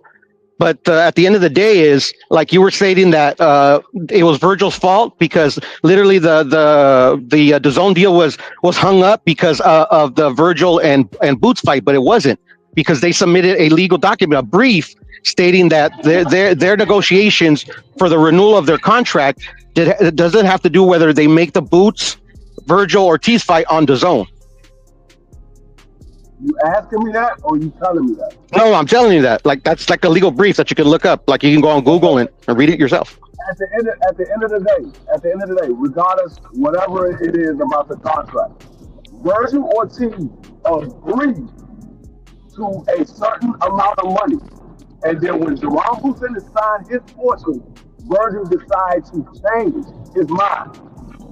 He decided to change his mind. So it was Virgil the reason why the fight didn't happen. It wasn't Joanne. No, it was De La Hoya was the reason it didn't happen. It was Virgil. Virgil never signed a fortune that he agreed to. He agreed to fight Joanne Buchanan. His next fight, they agreed to a certain amount. Joanne signed his fortune. Virgil never signed his. Virgil did sign his contract that was proposed through Matchroom, and is why he went through his litigation to try to invoke that clause, stating that if they didn't have a network deal, he could leave his contract early. He did not sign his hold on. But this is the question, Pearl. I gotta ask this. I gotta ask this. So when it comes down to it, at this current moment in time, right? We're talking about today. Right now, Virgil Ortiz, right, dealing with Top Rank, and now they're dealing with Matchroom. Correct me if I'm wrong there. Okay, so I'm not wrong there. What was the question again, Dub? It was confusing the way you framed it. Can you say it again? Excuse me. No, you got it, man. At this current moment in time, Virgil Ortiz dealing with Oscar De La Hoya, right? They're Oscar De La Hoya and Golden Boy. They're dealing with Matchroom at this current moment in time. Am I wrong about that? In which fight, or have they in the past? Or I don't understand the question. You don't. So they don't have a deal with. So you're saying that Oscar De La Hoya doesn't. Oscar De La Hoya and Golden Boy don't have a deal with Matchroom as far as them putting on their fights. No, you're talking about Matchroom is a promoter. We're talking about a network. We're talking about a network. You mean DAZN? DAZN. I think you mean DAZN. Do you mean DAZN? Exactly. Well, my apologies. When I talk about Matchroom, when I talk about DAZN, that's one and the same in my mind. And I'm probably wrong about that. I'm looking at the file and Pearl was talking about. Pearl is correct. The DAZN COO did state in a filing when Virgil sought this temporary restraining order that they was open to negotiating a long-term deal with Golden Boy regardless of if Ortiz was on contract. And they were saying that Ortiz was in talks with Matchroom, basically cutting out Golden Boy to make the Boots fight. So real quick, we have to make a distinction, and I have to make the distinction between Matchroom, right, and DAZN. I have to make a distinction there because I look at Matchroom and DAZN one and the same in my personal opinion, but it's not one and the same. It's not. No, sir. My personal opinion is wrong. If that makes sense. You know it is. No, I'm okay with it. I ain't got no, it's fine. A lot of people get confused actually. Because a lot of people think because Matchroom's been working with DAZN since their inception. They're kind of like linked, but at the end of the day, one's a network and the other one's a promoter. So they're two separate entities. That's what I'm trying to say. We agree. So now, at this current moment in time, you have the PBC, right? Who's the PBC working with? Amazon lately, right? Yep. Who? All right, no worries. Amazon Prime. Amazon Prime, right? Yeah. Who is Top Rank working with? Right now, they're with DAZN. They're with DAZN. They just signed their contract with DAZN. DAZN, okay. Yeah. Let me see who else. Eddie Hearn and Matchroom. Who are they working with? DAZN. Okay. DAZN. I'm missing somebody. Who am I missing? Oh, Golden Boy. Golden. Who is Golden Boy working with? DAZN. They just signed their extension with DAZN. So we have the majority dealing with who? DAZN, right? DAZN. Yes, sir. Queensberry. I think they're dealing with DAZN as well. Well, they just signed with Sky. They went back to Sky. Sports is a tad bit different. Shout out to Sky Sports. It's a tad bit different, so I understand that. All I'm saying is when we have at this current moment in time, when we're talking about Boots, when we're talking about Virgil, they're all dealing with who? DAZN. Well, Virgil's not dealing with anybody right now. He's in limbo. Well, he's not dealing with anybody because he's on the show. But he's under contract with Golden Boy, and Golden Boy and Matchroom deals with the Zone. They will be on the same platform, regardless of who they're fighting under. They will be on the same platform. And to be honest, like if Virgil gets his way and he's able to terminate his contract, that fight, if it gets made, is going to be on the Zone anyway. But this shit, I mean, it just getting ridiculous. How? No, I agree. Hold on, I agree. But it's getting ridiculous with the arguments being made. Man, it ain't got to be this hard. It don't got to be this hard. Y'all dealing with the same, and we talked about sides of the streets for years. When it was Bud and EJ, what we talked about, sides of the streets, right?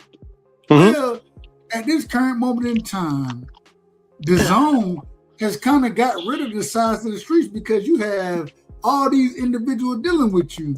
You know what I'm saying? Outside of the PBC, outside of them. Would y'all disagree with what I just said there? Oh, ain't David not at all. Ain't David Benavidez fight on PBC this May? I believe it's a joint. It's a joint deal. He's fighting on a Riyadh card though. But that's what I'm saying. Like that I mean, Riyadh is kind of like Switzerland. It's kind of like Switzerland. Card is different. A turkey card is once again it unified. Hey, we didn't see. Man, when Big Baby fought, what's his name? The nigga that stopped him. Oh my God, I can't call him right now. You talking about the big African? Bacole. Oh, you mean that Big Baby? All I'm saying is that was money showed up in that situation. You feel me? So all I'm saying is if you don't have the Turkey situation going on in Turkey, he according to him, he more worried about the drones that Iran got going on over there. And shout out to Iran, shout out to Israel, and man, y'all hell with them boys. Hold on, man, hold on. Y'all fix this shit immediately because all y'all out of order. The United States as well. Y'all all out of order. We ain't trying to see no wars going on around here.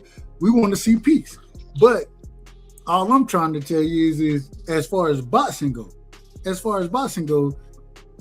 we didn't see Turkey do certain things and kind of get rid of the sides of the streets. But now we seeing Matchroom, right? Or the Zone, excuse me, not Matchroom. The Zone, we're watching them get rid of sides of the streets because hell, Top Rank got to deal with them. Oscar got to deal with them. Golden Boy. That a new HBO, Dub. Say it again. That a new HBO. That a new home of boxing. No, that's fine. But all I'm saying is we're getting rid of the sides of the streets. Dub, can I clarify something really quickly? Clarify. Yeah, I just checked too because you were asking like who was promoting the David Benavidez card. It's actually a PBC card. It's going to be on Amazon Prime. It's a Tom Brown promotion. Yeah, that's an Amazon Prime card. That's an Amazon Prime card. I'm out of order then. I'll be out of order. Yeah. I call myself. I thought Turkey was involved as well, but no, not in this instance. No, it's not Turkey at all. That's all Amazon Prime. It's PBC and Golden Boy on Amazon Prime. Yeah, PBC Golden Boy, correct. Yeah. How much the pay-per-view costs? I think 80, 89, something like that. 75.99.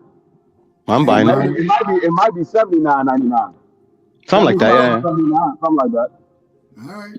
And I'm pissed because I want to see that fight. I might have to buy that fight. I was hoping that it would be on the Zone. So we talking about Zerto. We talking about Zerto, correct? Yeah, Zerto and David, Munguia, Resendiz, Duarte. Damn, bright and early in the morning, Dub. You got Monster Nui versus Junto Nakatani. They're fighting in the morning? No way. No, they're not. They always fight in the morning. They always fight around 7:30. No. Oh, who? In a way or the PBC card? In a way. Oh, okay. My bad. I got confused. I was about to say that's the Inouye fight, but yeah, for sure. I got confused myself. I'm not for the man. I'm done buying some of this stuff. Inouye fighting. He fighting Nakatani. Yeah, hey, that's a good fight though. That's a good fight. Yeah, excellent fight. I love that fight. I got Inouye winning, but I think Nakatani for to give him everything and then some. Man, Nakatani can fight. That brother can fight. Nah, I love he's a good fighter. I think he gonna stop Nakatani. Yeah, I think it's I'm a Marky on that one though, but he is a good fighter. No. I picked Inoue to win the fight. I'm just saying. I think Nakatani. You see that last fight Nakatani had against that straightforward Mexican? No special effects, straight up and down. Nakatani Nakatani can box. He can fight. He can slug. No. I'm not saying Nakatani straight up and down. I'm talking about the Mexican he fought. That dude was just a straight volume puncher. No, Nakatani was getting gassed. The problem with Nakatani is he get hit way too much. His defense lacking. Yeah, I agree with you. I don't think it's that. Like, he showed some really good skills in them first 3 rounds. Then he got gassed. But the problem was just so consistent. Hold on, but the problem coming is forward, always being in his face. The problem with Nakatani is the nigga, and no disrespect, that man. It's not a nigga. Jesus, well, he's not a nigga. All right, my apologies. It was a figure of speech, Marky. But man, the brother, he for him to be fighting at what I think the fight is at 122, maybe 120. I think it's 122. He's so long for the division. 126, 122. I said 122. You said 122. I think you said 126. I'm about to say, that man scared to go to 1. No, I said 122. I said that he's so long for the division. You know what I'm saying? He's a longer, rangier power fighter. You know what I'm saying? I think that gives Inoue a lot of trouble because Inoue ain't nearly as long as that man is as far as reach goes. And if I can keep you at the end of my punches, man, I can land some shit. But man, the boxing ability of Inoue, man, is so impressive. If you go watch him, the way he used feints, the way, even when he done been hurt multiple times, knocked down multiple times. Well, I ain't gonna say that jab, dub. Man, but it's so hard to get that jab going against a longer fighter, right? It's harder to get that jab going. They have similar reach, Dub. They have similar reach, Dub. Going into the Cool Boy fight, but he seemed to neutralize it, Dub. I thought. Hold on. Go ahead. Go real quick, Piero. What's the reach? What's the reach information? They're like half an inch difference. The difference between them is a couple inches in height. The reach is a half an inch difference. Nakatami got a 68.5, and I said Nakatami. Inoue got a 68.5. Nakatami got a 69. Okay. Yeah. Man, the height difference is 2 inches, brother. It seems like Inoue reach should always be shorter than what it is. But hey, I ain't got no problem with it. All I'm saying is, man, the way Inoue uses feints, the way he closed the distance, the way he kind of, man, he forced you to do certain things in fights. You know what I'm saying? Bruh, you better keep that stick out there continuously and be on the back foot early in that fight. And then if you're going to drop the hammer, drop the hammer. But don't allow that nigga to catch your ass, because if he catch you, you're going to be out of order. And hell, we going to be talking about you, and we're going to tell you, well, that nigga, he was asleep in this round right here. And shout out to, hey, you know, we gonna call it like we call it. Y'all go ahead. I'm going to switch devices, Dub. I'll be right back. Take your time. I think the best chance Nakatani got will be to push Inoue back and have him up against the ropes, where he could be in a position where when Inoue tried to counter, because Inoue had his flaw, and you saw it in the Luis Neri and against that Mercado dude. When Inoue throw the left hook, his right hand, it kind of drops a little bit, and I think he relies a little bit too much on his reflexes, which as he's getting older, as he's moving up, it starts to lag, and you could catch him with that straight right or that left hook clean on his chin. Marky, I think that's I don't think he should be on that back foot. I gotta ask you the question, Marky. How do you see when you say that he gotta push Inoue back, right? That's what you're saying. That's what he's gonna have success at, correct? That's his best chance, yeah. That's where his opportunity is. How do you think he pushes him back? I mean, well, it's gonna have to. Well, you're right with the jab. Yeah, it's gonna have to be with the jab. He's gonna have to try to go to his body. Maybe tie him up, try to move him. Like, this the best shot he got. No, I'm just being honest. Like, that's the best shot Hey, he got. It's all I'm saying, Marky, it's gonna be. Would you agree with me here? It's gonna be hard as hell for that nigga to push him back. It's gonna be hard as hell. I mean, it was hard as hell for Ali against Sonny Liston. It was hard as hell for Sugar Ray Leonard against Tommy Hearns. I mean, you figure a way out if you're a great fighter, Dub. Is Nakatani a great? Or is he just another body bag for a Nui? He gonna have to answer that question on the night. Nakatani is just a good fighter. He's not a great fighter. He's a good fighter. He good, but he not on those guys' levels. But go ahead, Free. I apologize. Nakatani, he gets hit too much. You can't be in there with a puncher getting hit, and that's the difference between Nakatani and Inoue. I think they got similar styles. I don't think they're the same. I think they got a similar style, and they both power punches. But the difference is Inoue's defense compared to Nakatami's defense. That's the difference in the fight.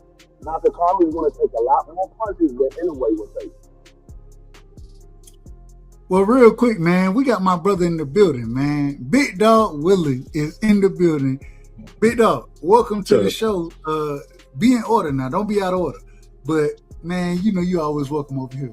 What you got for me, my brother? I was trying to catch up what you guys were talking about anyway, right? Or I was just... Inoue versus Nakatani. We was talking about that fight. How you see that fight playing out? I got Inoue. His skill, I mean... He's like you say, he's a monster in that ring with those small guys, and he's run through them. And how you did Cool Boy that one time, that just put me. I can't get past that. And yeah, he has his defense kind of lax on him, but when he puts it on you, he puts it on you. And it's ball game. He shuts the door. I ain't gonna lie, real quick. I gotta say this, and Big Dog, the way he did Cool Boy, man, that shit hurt me so bad. And I ain't gonna lie to you. I was like, man, Cool Boy finna go out there and outbox his ass. Hey, you know, I love Cool Boy. Scooter, I was like, man, Scooter finna go out there and outbox his ass. You love Cool Boy. Man, Scooter went in there and I seen Scooter getting clipped. I was like, throw the towel in. Hey, the man finna be concussed out here. Listen to my breakdown because you wouldn't have thought that. Yeah, I mean, I heard, you know. Hey, D-Free, you know, I'm going to disagree with you if I disagree with you. You already know what it is. Philly niggas, all you Philly niggas. And we talked about this, and D-Free is absolutely correct. D-Free told me, he said, man, Scooter finna get his ass whooped in this fight. And I was like, bro, this nigga finna outbox him, this, that, whatever. Man, I was always. Yeah, I heard that too. I heard it. Oh, yeah, I'm going to say, I'm going to be very honest. Us niggas did not think that was going to happen like that. I didn't think it was going to happen. That boy got his ass whooped. Free literally told me. He got his ass whooped. That was a cold ass whooping. Free told me. Free was like, all right. The nigga, he probably going to get stopped. It may be a decision, but he probably going to get stopped in the late. I haven't seen an Asian dude whoop a nigga's ass like that since Bruce Lee. That was an ass whooping. The problem with Cool Boy is I thought it was going to be one of the best fights. Hold on, y'all. Hold on. I'm be really honest. Hold on. Come back. Let Free finish. Go ahead. The problem with Cool Boy. I can't hear Free. My bad. Your finger's kind of down. Man, hold on, man. Wait. All right. Can y'all hear me? I can hear you, but we can't hear D-Free. I can't hear Free. I can hear Free. I can hear him. All right, Free. Go in and come back out, Free. Because they say they can't hear you. I can hear you fine. You crispy to me. You sound muffled. It sound muffled though. Okay. He gonna come back. But now Free told me, he was like, man, and I was like, man, Cool Boy finna put hands on Inoue, man. He gonna outbox him. He gonna change angles on him, this, that, whatever. That nigga got clipped and ended up on the ropes and shit. I was like, oh Lord. No, Dub, it was Dub more. It was more than a clip. He was getting his ass whipped the whole fight. I'm surprised it went as long as it did. All right, real quick. Testing 1, 2, 3. Free. Yo, y'all tell me if y'all can hear Free. Can y'all hear him? Yeah, I can hear him now. Yeah. Yeah. No, I said the problem with Cool Boy is he can box. He just don't have any power. And when you're dealing with a guy like Monster anyway, who can box with you, if you ain't got no power, how you gonna keep him off you? He didn't have anything to keep him off. Like when you in there with a guy that can box with you, there's got to be something that separates you from him. And if you don't have the power, you got to have the defense. He's faster though too, D. He's faster in that fight. Yeah, that's what I'm saying. I mean, it's just like Cool Boy is an excellent boxer. He's an excellent boxer when he's on his game, but he doesn't have the power to keep opponents off of him.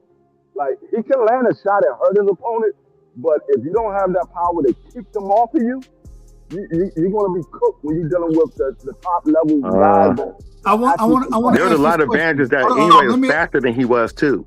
He was faster. So I thought that, and the difference between Cool Boy and MJ, which I'm an MJ fan, you know what I'm saying? If you want me to say his full name, don't try to. Just go ahead. You already. I ain't got no chance to say it, but I'm a fan of him. I love MJ. I love the way that he fight. But then I watched him go in there against Inoue, and he couldn't implement nothing that he wanted to implement in that fight. He couldn't do it, and was getting clipped. I mean, I love MJ, but man, it just seemed like, man, Inoue got a different level to his game. He's special. He's a special fighter. He's a special fighter, and people need to realize that. So now I got to ask the question because, hey, one of my favorite fighters, you know what I'm saying? Bam. I want to see Bam versus Monster. I want to see that fight, right? Bam talking about moving down, moving up, and all that other kind of stuff. I say, man, make that fight at 22. That's my personal opinion. Make that fight at 22.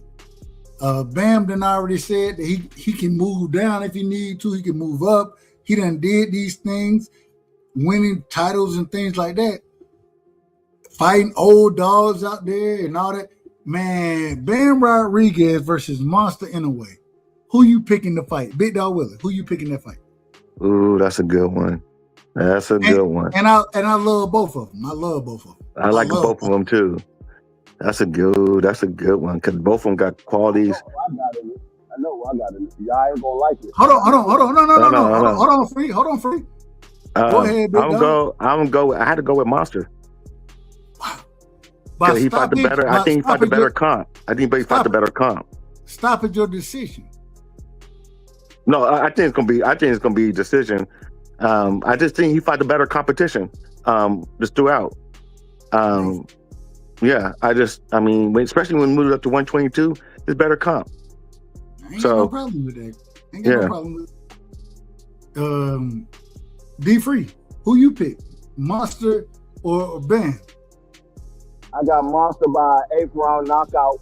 I got questions about Bam Rodriguez. He made me question him his last fight because you too big fighting these small guys.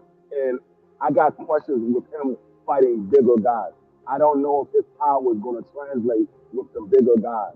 That's why he's fighting at a smaller weight class. Because remember, Bam Rodriguez was fighting at 118. He moved down to 115.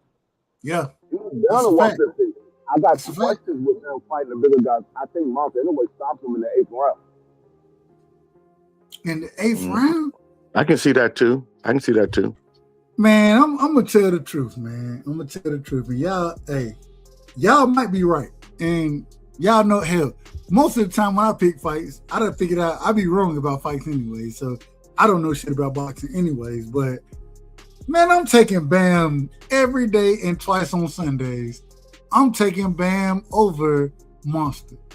I think that Bam, he's gonna be more active. I think Monster is the harder hitting individual, but I think that Bam defense is better. I think that his footwork is better. I think he changed angles better, man. And I could be once again. Once I pick a fighter, 9 times out of 10 I'm wrong. I'm 9 times out of 10. So if y'all want to go bet on these things, y'all go bet on Monster. because 9 times out of 10 I'm wrong. But man, I'm picking Bam to win that fight because I think Bam, his skill set is so different from a lot of these guys. I don't think he cracking like monster cracking, but it ain't the punch. It ain't the, and y'all know like I know. It ain't the punch that it's the punch you don't see, man. And the way he changed angles, his footwork, the way he moved, man, Bam is special, in my personal opinion. I think they're both special fighters. I'm picking Bam over Inoue. Anyway, it's the same. Anyway, it's the same though. Inoue don't move like that. But he punches at angles. I agree that he punched like that. I agree that he cracking. I think he cracking way better. He punches at angles, and he gets it, man. Yeah, he's a special fighter. I mean, those are two special fighters against lesser individuals. I don't think Bam is on. Man, MJ Akhmadaliev, in my personal opinion, is the best individual he done fought. No, MJ Akhmadaliev. Come on. Hold on. You asked me a question, so I'm gonna answer the question. No, I think MJ. Man, let me finish. Can I finish? MJ, that nigga. I think MJ is a great fighter. You know what I'm saying?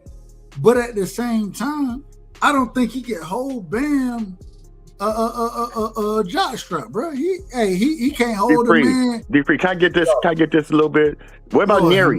What about Neri? What about Kubo? Okay, go ahead. Y'all go ahead. MJ is a better boxer than anybody Bam Rodriguez faced. Thank you. Schoolboy is a better boxer than anybody Bam Rodriguez faced.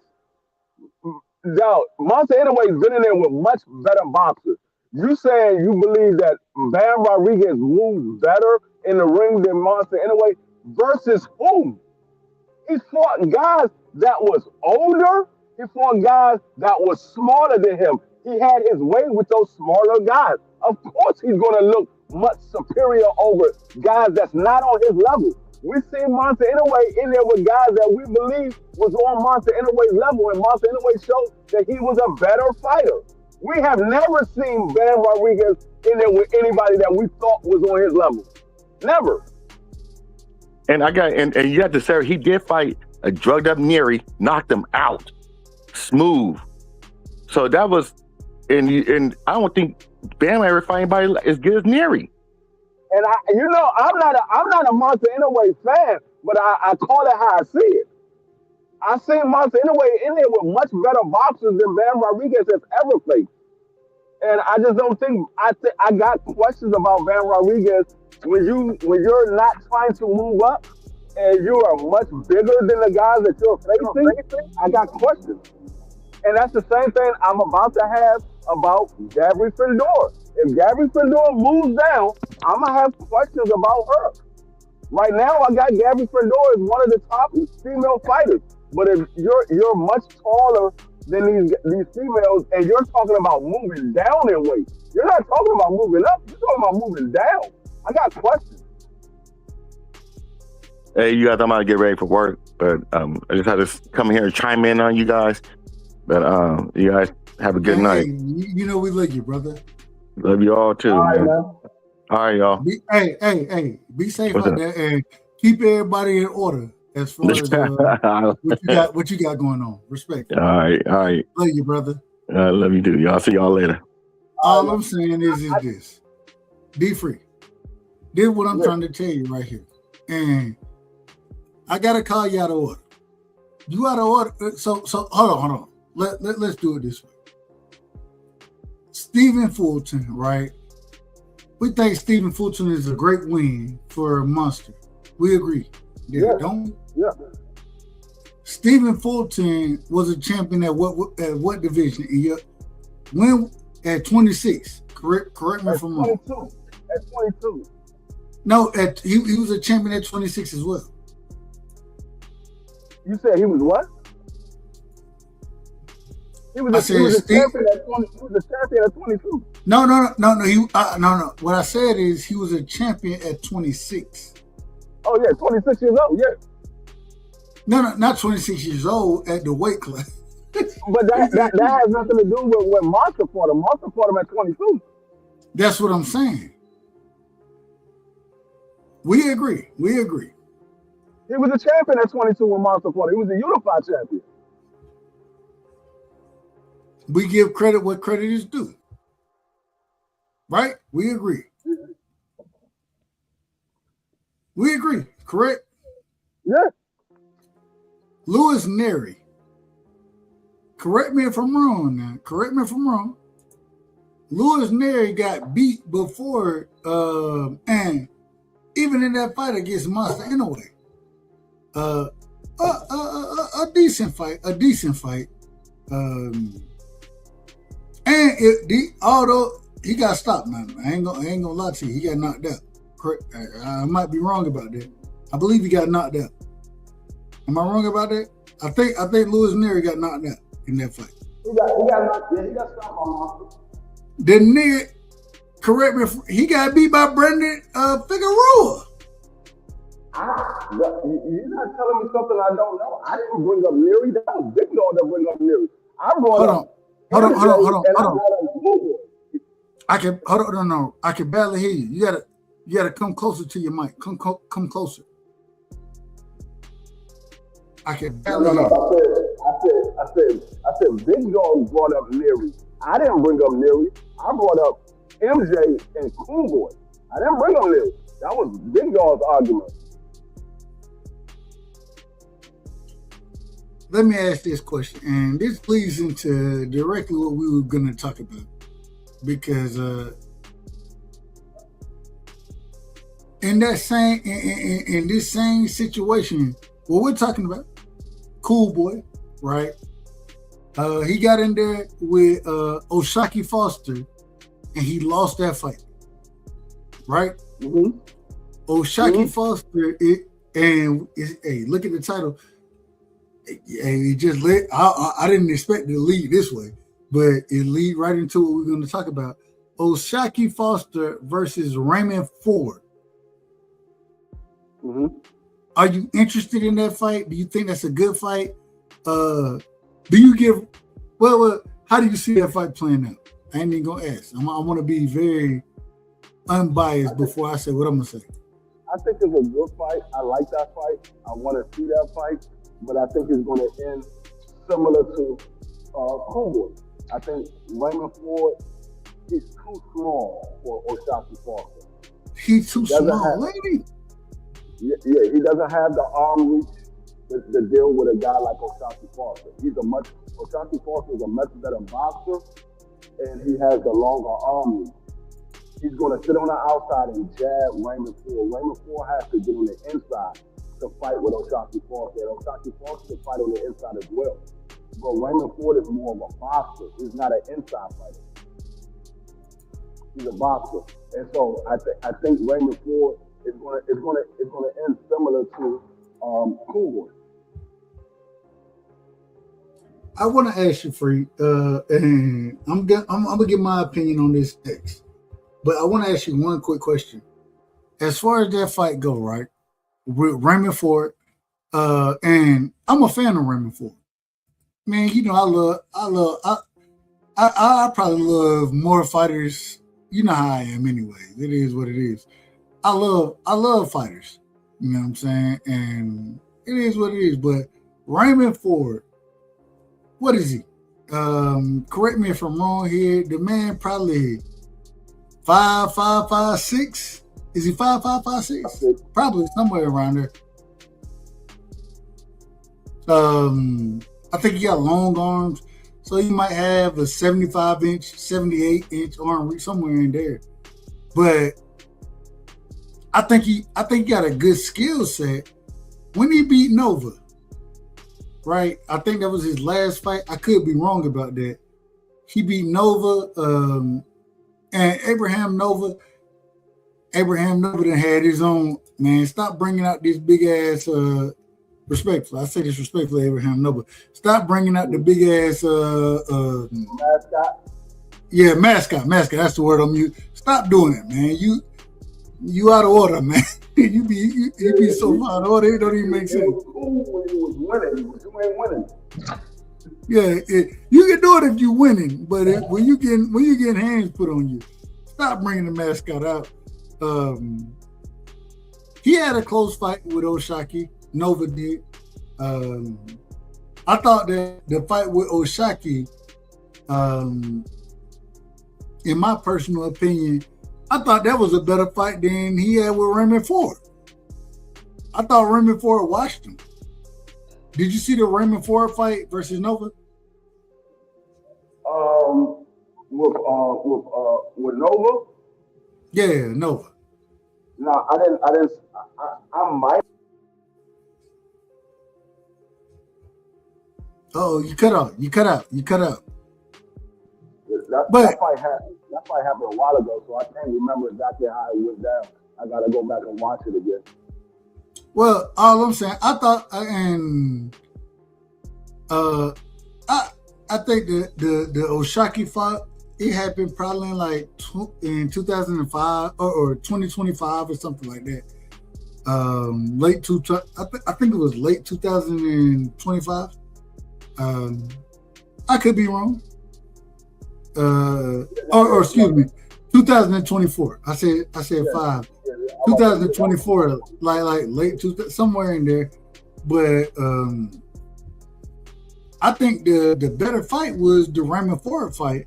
And I ain't even gonna lie to you. When I watched that fight, man, I had Raymond Ford. I thought Raymond Ford he put pause on he truly outboxed Abraham Nova, and I think Nova is a great boxer. I think he ain't a power puncher, nothing like that. The man can box, you know what I'm saying? And I like watching them box. I love watching them box. Just stop bringing the damn mascot in there, brother. Stop that. But at the end of the day, I think, man, Raymond Ford, I think he a great boxer. I just don't think he got power. And when he gonna be fighting somebody like Oshaki Foster, man, I think everything is against him in that fight. Size, distance, range, power. I'm gonna tell you what did it for me. What did it for me with Raymond Ford. Yes, he had a good fight with Nova. I'm not going to use the triangle theory because he might have had a better game plan than Oshaki had. I think Shaki, he got more to win in this fight. He got more to prove in a win in this fight than Raymond Ford has to prove. Raymond Ford is just fighting somebody else's fight. He's being a guinea pig for somebody else. Oshaki, he got to go through Raymond Ford to get the fight that he wants. So I think he got more to fight for than Raymond Ford does. But what really did it for me with Raymond Ford was that Nick Ball fight. There's no way in the world Nick Ball should have won that fight against Raymond Ford if you're the guy that everybody say you are. There's no way Nick Ball should have won that fight. Hey, Nick Ball a dog, bro. Nick Ball is a dog. I will give Nick Ball. He got a lot of heart. He comes in there. He's not going to lay down for anybody. But if you're the guy that everybody says you are, Raymond Ford, you should have won that fight. You should have won that fight. But when he even in that fight, and I think that fight happened 2 years ago or something. Yeah, but even in that fight, man, Raymond Ford went in there against a puncher. Nick Ball, that's what it is. He a puncher. You know what I'm saying? Nick Ball ain't no puncher. Nick Ball punching out there. No, he don't. No, he don't. Nick Ball is known for his boxing. He's not known for punching. Man, Nick Ball ain't no motherfucking boxer, bro. Go look at Nick Ball's resume. He's not no puncher. Nick Ball go out there against guys that. I didn't even say boxer. I meant to say he's known for his dog mentality. He will go in there and mix it up with anybody. He's known for his dog mentality, but he's not no puncher. Agreed. All right. Let me rephrase it. He's about as much a puncher as Cool Boy. Nick, the nigga want to slug it out with you, bro. He wanna he can take a punch he not a knockout artist. When I say a puncher, I'm not saying he a knockout artist. I'm not saying that. I'm saying that he not gonna out. You tell me who Nick Ball gonna outbox, right? That ain't his game. He not gonna outbox individuals. I got one. And so he go ahead.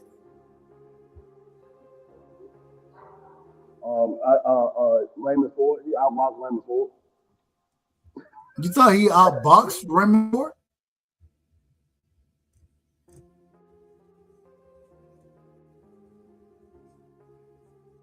Hold on. Did you say you thought he outboxed Raymond Ford? Yeah, I think he outboxed Raymond Ford. He didn't hurt Raymond Ford. I don't recall him knocking Raymond Ford down. I think he might have got a knockdown in that fight. No. I don't think Raymond Ford got knocked down in the fight. And I might be wrong about that too. Yeah, that shit was so long ago. But I don't think he got knocked down. Yeah, that's better. But say it again? I would say yeah, he did outbox Raymond Ford because he won on points. He didn't win by knockout. He didn't win by beating his opponent up. He won on points. He didn't beat Raymond Ford up. He just outboxed him.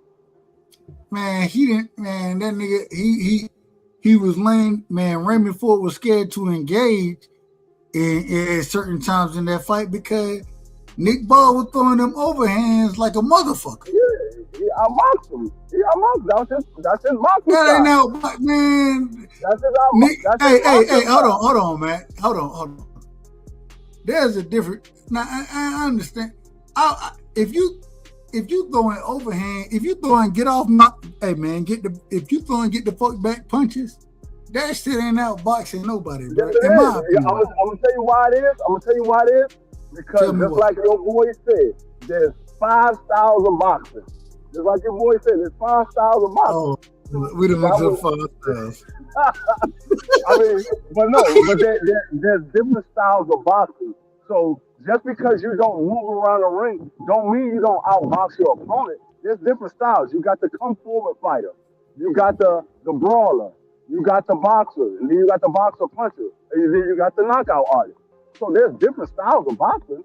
So if you impose your style on your opponent and you win the fight, you don't knock them out, and you don't drop them, you win on point, then you outbox your opponent.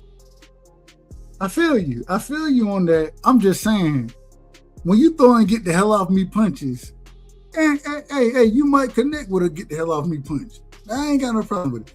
All I'm saying is, man, I'm not giving you rounds for get the hell off me punches. I'm not giving you rounds for that. Hey, and those get the hell off me punches, the only punches that land the entire round, you gotta give it to them. That's a fact. You're right about that. You're absolutely correct about that. If those are the only punches that land, then I do have to give you credit for it. But man, some of them punches Nick Ball was throwing, I'm like, man, this nigga just, man, get back. I'm like, oh, bro, you supposed to be the pressure fighter. You supposed to be the one. He wasn't even the pressure fighter in that situation. The only problem with that is Raymond Ford was getting back. That's the only problem. He was getting back. Y'all talking about Oshak and Raymond, right? No, we're talking about. But we talking 2 years ago. So let's move forward and let's talk about Oshaki versus Raymond Ford. What y'all got on that? D free, and then we come into stuff. I mean, I got like I said, I got Oshaki. I think Oshaki is going to look similar to the Cool Boy fight. I think he's just going to outbox Raymond Ford, and he very well could drop Raymond Ford in that fight, but I think he's going to outbox him and he's going to outpoint him on the scorecard. Hold on, let me turn them. Is the music loud, y'all? Is it loud? I don't know. I can't hear any music right now. Or actually, I never could from the beginning. But that's fine. I'm gonna leave it where it's at then. Go ahead, Steph. What you think about Raymond Ford versus Chucky Foster? I love it, man. How could you not choose Oshak? I mean, he looked phenomenal in his last fight. Unstoppable, unbreakable. Forgive me, Oshak, if you're listening to this, man, for choosing Cool Boy over you. I mean, how could you not choose him? Raymond, he looked good at was that 26 when he had that belt? Raymond, you talking about Raymond Ford? Yeah. Against who? I can't. Some white dude, I think it was. I can't think. But Raymond comes. He's a come forward fighter, so this should be an exciting matchup. I think more pressure's on Raymond to figure out Oshak because Oshak just knows how to box, man. He's a really good fighter, and he's been tested now in his title fights. So I know he's gonna come to bring it. It seems like they have a little bad blood. They talking that up. Speaking of, Oshak Foster is going to be on BF's channel tomorrow getting interviewed. So y'all pull up to that. That's going to be nice. Lots of questions will be answered. But I love the fight, man. With that being said, I'm going to go ahead and choose Oshak on this. I think he got a slightly bigger frame there. And, he looks better in his last fight. But it should be a good one, man. It should be real good. I ain't gonna lie to you, man. The interesting thing about this whole situation, right? So Oshaki Foster,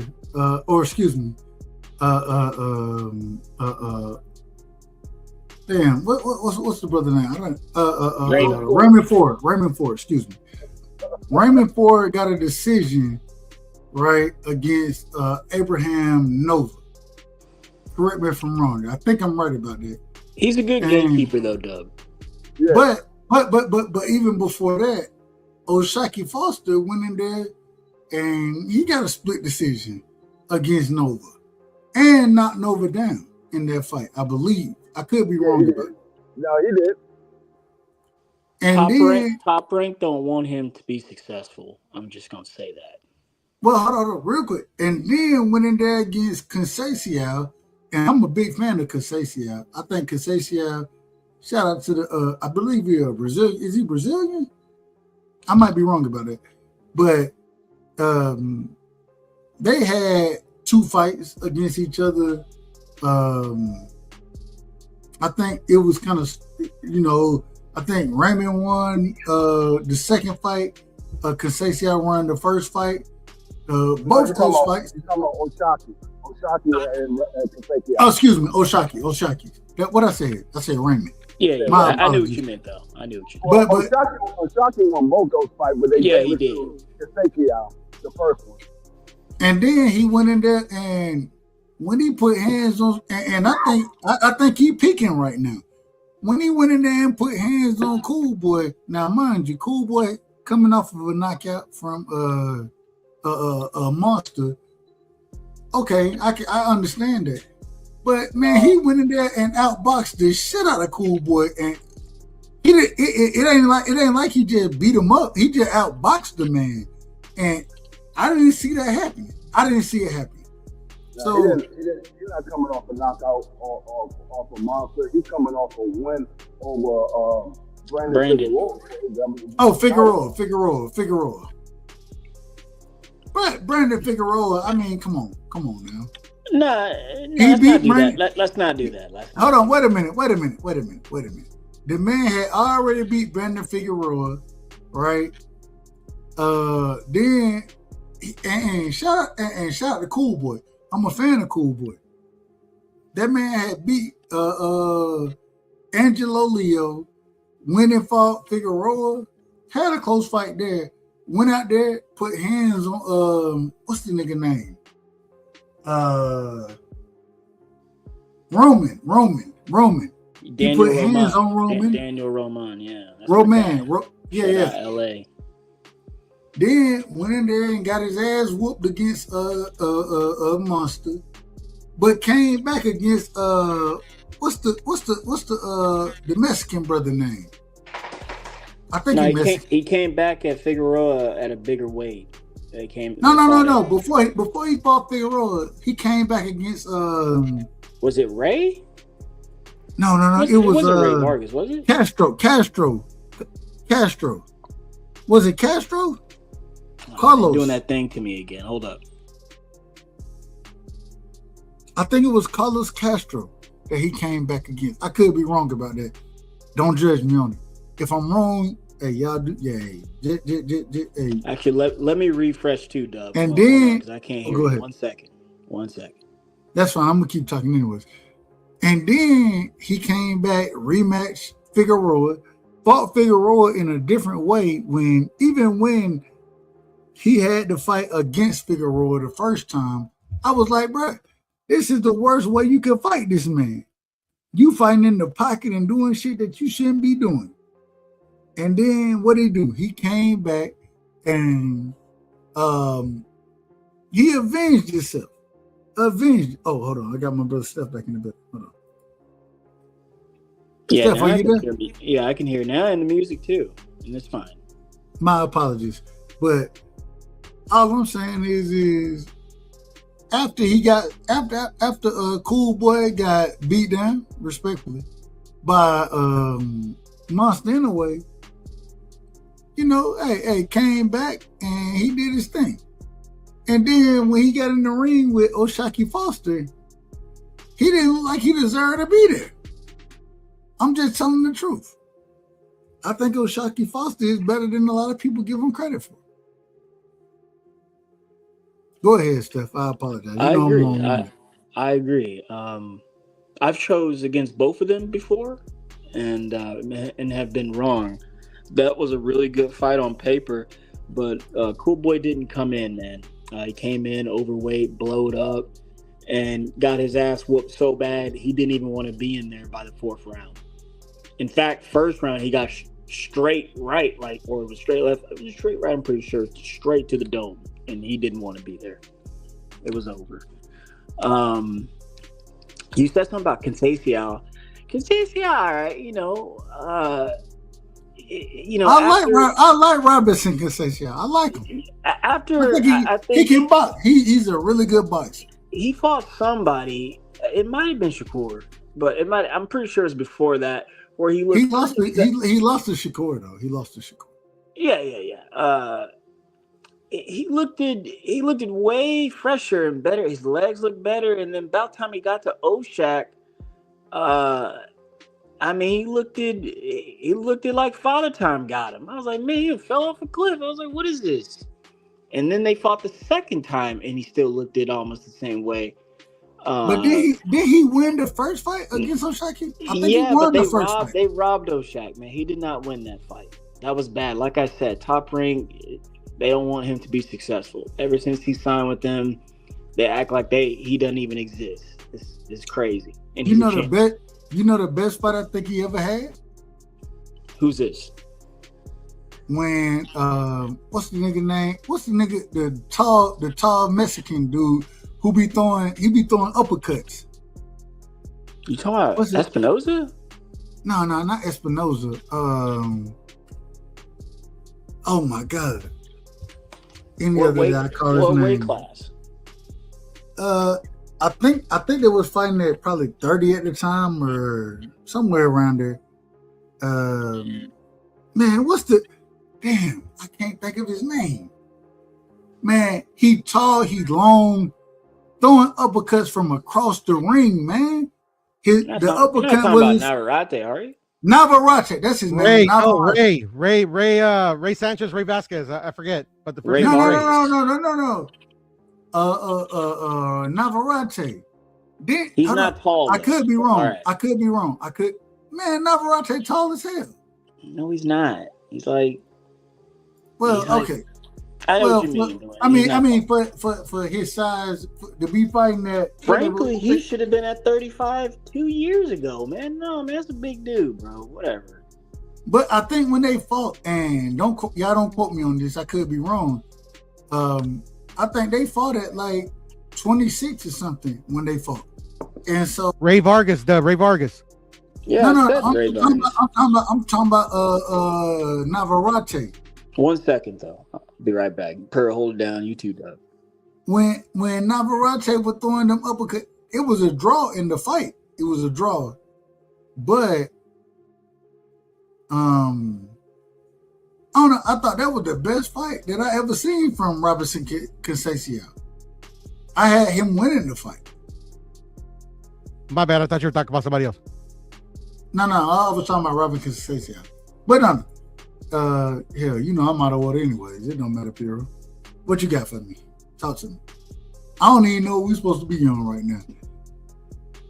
Give me 1 minute, Dubsky. Well, fuck it. I'm gonna just keep talking. I want to talk about this. Boots Ennis versus not Virgil Ortiz. Xander Zayas. Yeah, I want to get back on that. Who did you choose, Dub and Pero? As far as the fight go, who I picked to win? Yeah, I picked Boots. I'm picking Boots every day and twice on Sundays. For sure. But my problem is I don't even think Boots should be in this fight. Why is that? Because I think that a Josh Kelly fight, right? What's the other? Who the other champion right now? Because it's Fundora, two other champions. Josh Kelly and Xander. Fundora, one of them, man. Go get, man. This man is a unified champion. And I don't know, what is he? 22, 23, 24 years old, somewhere in there. This man is a unified champion. Man, collect them other belts and then go unify. Well, Fundora was already busy. Josh Kelly just won the belt. And the only one that was available is Boots. And it's a good fight. It's a pretty good fight for both men. Real good fight. Man, give me Josh Kelly and Boots, and then y'all go unify.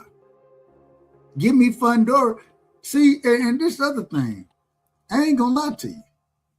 These niggas don't want to smoke with Fundora, man. I don't think they want smoke with Fundora.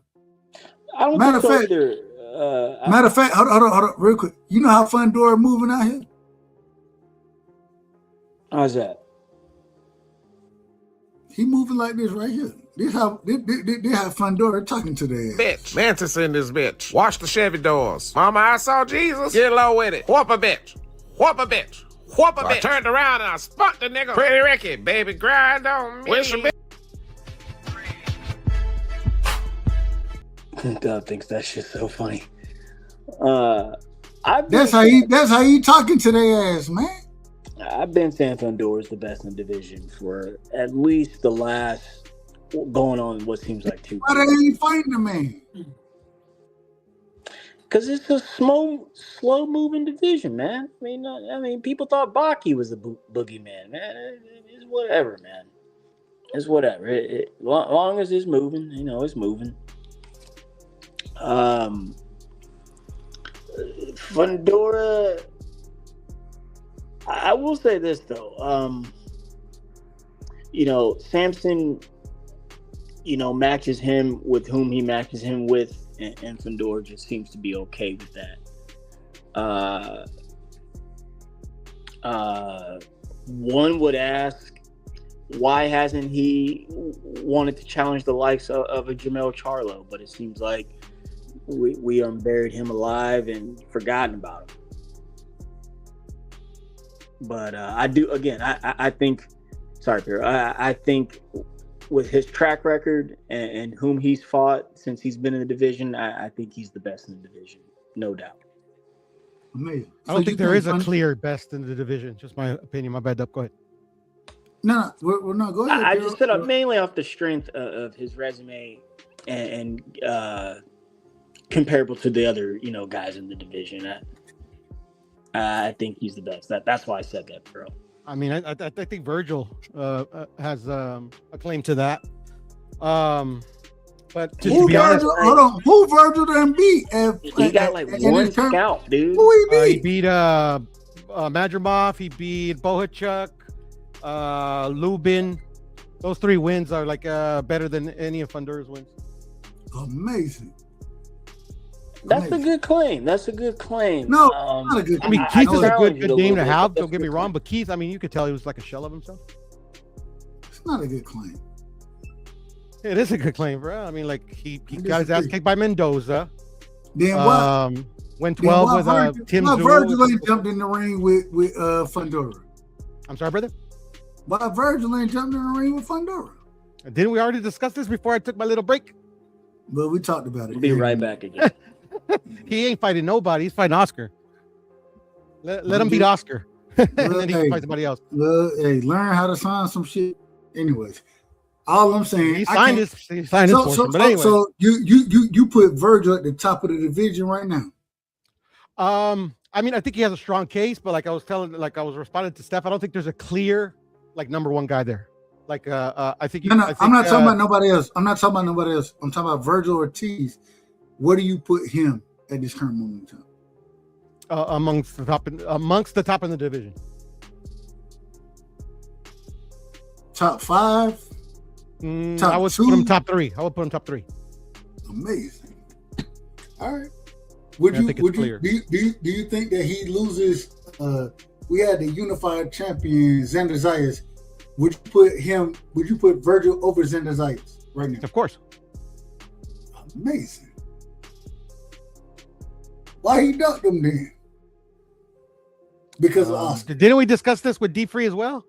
Because of Oscar. No, not because of Oscar, because of PBC. Amazing. What, PBC ain't got nothing to do with them? Yes, they do. What are you talking about? Xander ain't a part of the PBC? Oh, I thought you said what's his name? Chingas a tu madre. Who thought I said? Fundora. I thought you meant Fundora. No, I didn't say. I said. Why do you say that he dug Zayas, brother? Because Xander would say, "Hey," he said, "I'll fight you. Come to Puerto Rico. I'll fight you in Puerto Rico." Okay. And how is that a duck? Because that man said, "Nope, not coming there." Okay. And then make the fight. That ain't ducking. How is that a duck though? Like literally like. That's not ducking. I mean, no, I don't think so. You're not a champion, and a unified champion saying, "Man, come to where I'm at and fight me."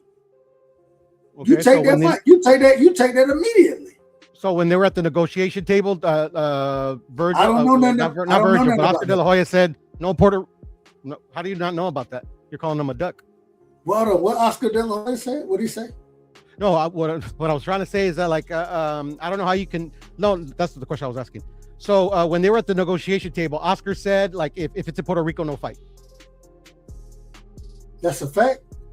No, I'm asking you because you're the one that's claiming that. I don't know what Oscar said. Okay, then please refrain from calling fighters ducks. No, I'm still call. Man, I'm gonna call anybody what I want to call. Oh, okay, so you're just gonna throw out hold on, wait a minute. Now you out of order. Out of order. Steph, you are a horrible human being, bro. And you should be institutionalized. See, and there you see. Hey, we just throwing out labels. We just throwing out labels with no backing. I can do it too. Now we got it. You smoke crack, don't you? You smoke crack, don't you? Look at me, boy. Don't you smoke crack? That's are you trying to say there's rules for me and not for these? Is that what you're trying to say? No, what I'm saying is that at the end of the day, if you're gonna be you catching any fight you can catch, why would you sit here and not make a fight when we done seen Boots in this situation? Boots making the fight,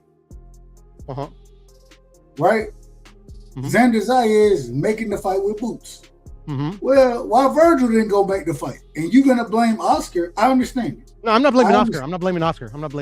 No, that's exactly what you're doing. No. I'm just debunking your claim that somebody ducked somebody else. Okay, then why didn't Virgil make the fight? If you're not blaming Oscar, according to Dub Right Side. No. Hero, you get cooked and you talk over people, man. Go ahead. Hero, if you're not blaming Oscar, why didn't Virgil make the fight? All right, are you gonna let me answer my question the way I'm gonna answer it? That was a question, brother. I'm on mute. All right. Okay. So I'm not blaming Oscar. You said that he ducked Xander Zayas because they offered him the fight, and he said come to Puerto Rico, and they said no. And then I told you, so that's what actually like stalled the fight out, is that when they were at the negotiation table and they said, okay, we're going to offer you this fight, but it's going to be in Puerto Rico, and Oscar De La Hoya said no, and you said I don't know. So if you don't know what happened at the negotiation table, how is that a duck? You literally said I'm not gonna blame Oscar, and then blame Oscar. No, I said I'm not blaming Oscar. No, you're the one that brought I just Dub. said that. Dub, I you just brought said up that. Oscar. You brought up Oscar. You just blame Oscar. I did not blame Oscar. Okay, who are you blaming then? Who are you? I'm not blaming anyone. I asked you a question and you answered it. Okay, Dub, let's make it simple. Did I ask you a question? What question did you ask me, Pharaoh? I asked you, did De La Hoya say if it's in Puerto Rico, there is no fight? And what did you say? You're blaming Oscar. No. What did you say? You're literally what did you pulling say? Oscar No, into I'm not. this. Go ahead. I asked you a question. What did you say? What did you answer? What was the question? That the fight fell through because Oscar turned the fight down because it was going to be in Puerto Rico. I asked you this question. What did you answer? I don't know. I don't remember what you said. Yeah, that's exactly what you said. I don't know. And then I told you, how can it be a duck if you don't know what happened? But the problem is even then, okay, it's interesting that I'm very consistent because, like I told you then, I don't know what happened there, and then I just said it then, and you were the one that blamed Oscar De La Hoya. I did not blame Oscar. I did not blame Oscar De La Hoya. You just did. No, I did not. Dub. Okay, then why didn't the fight happen? Then why didn't? Because according to Dub Right Side, they offered him the fight in Puerto Rico, and they turned it down because of that. It's not according to Dub Right Side, because Dub Right Side, according to you, Dub, you're the one that brought it. You're the one that gave me that reason. I was the one who said I don't know why it didn't happen. I said okay, and my whole point is like, how can you say that he ducked this man if you don't know what happened? And then you said you were the one that brought up Oscar De La Hoya. Were you not? I only brought up Oscar De La Hoya because you said that the fight was. I never said it.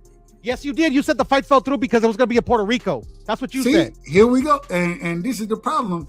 You can't have it both ways. You can't sit here and say that. You can't have it both ways. You can't tell me. You can't tell me that I just sat there and said. And it's interesting. You can't tell me, well, Dub, you didn't know what was going on. You said you didn't know, which I did say I didn't know what was going on. Thank you. And then come back in another breath and say that, well, you blame it. I told you I don't know what's going on. All exactly. I'm asking, and you accused me of blaming somebody. I didn't blame anybody. Calm down, man. Calm down. You calm down. You out of order. You're out of order, Dub. You put a word in my mouth. Well, it's my show, so I'm gonna be out of order. Okay. That's something different. All right, let's move on, because like you don't like to get cooked. No, we're gonna finish this.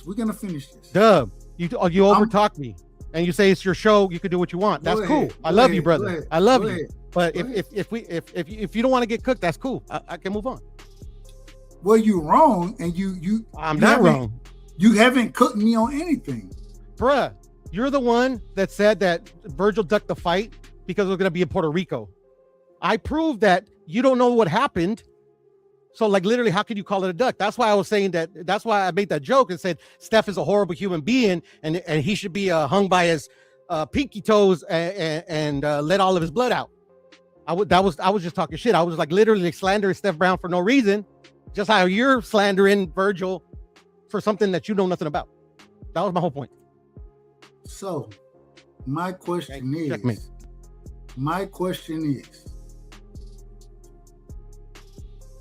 why, if Virgil wants to fight, right? And me and you, correct me if I'm wrong, we're both saying that Oscar De La Hoya is the one stopping the fight. We're agreeing on that, correct? No, we're not. We're not agreeing on that.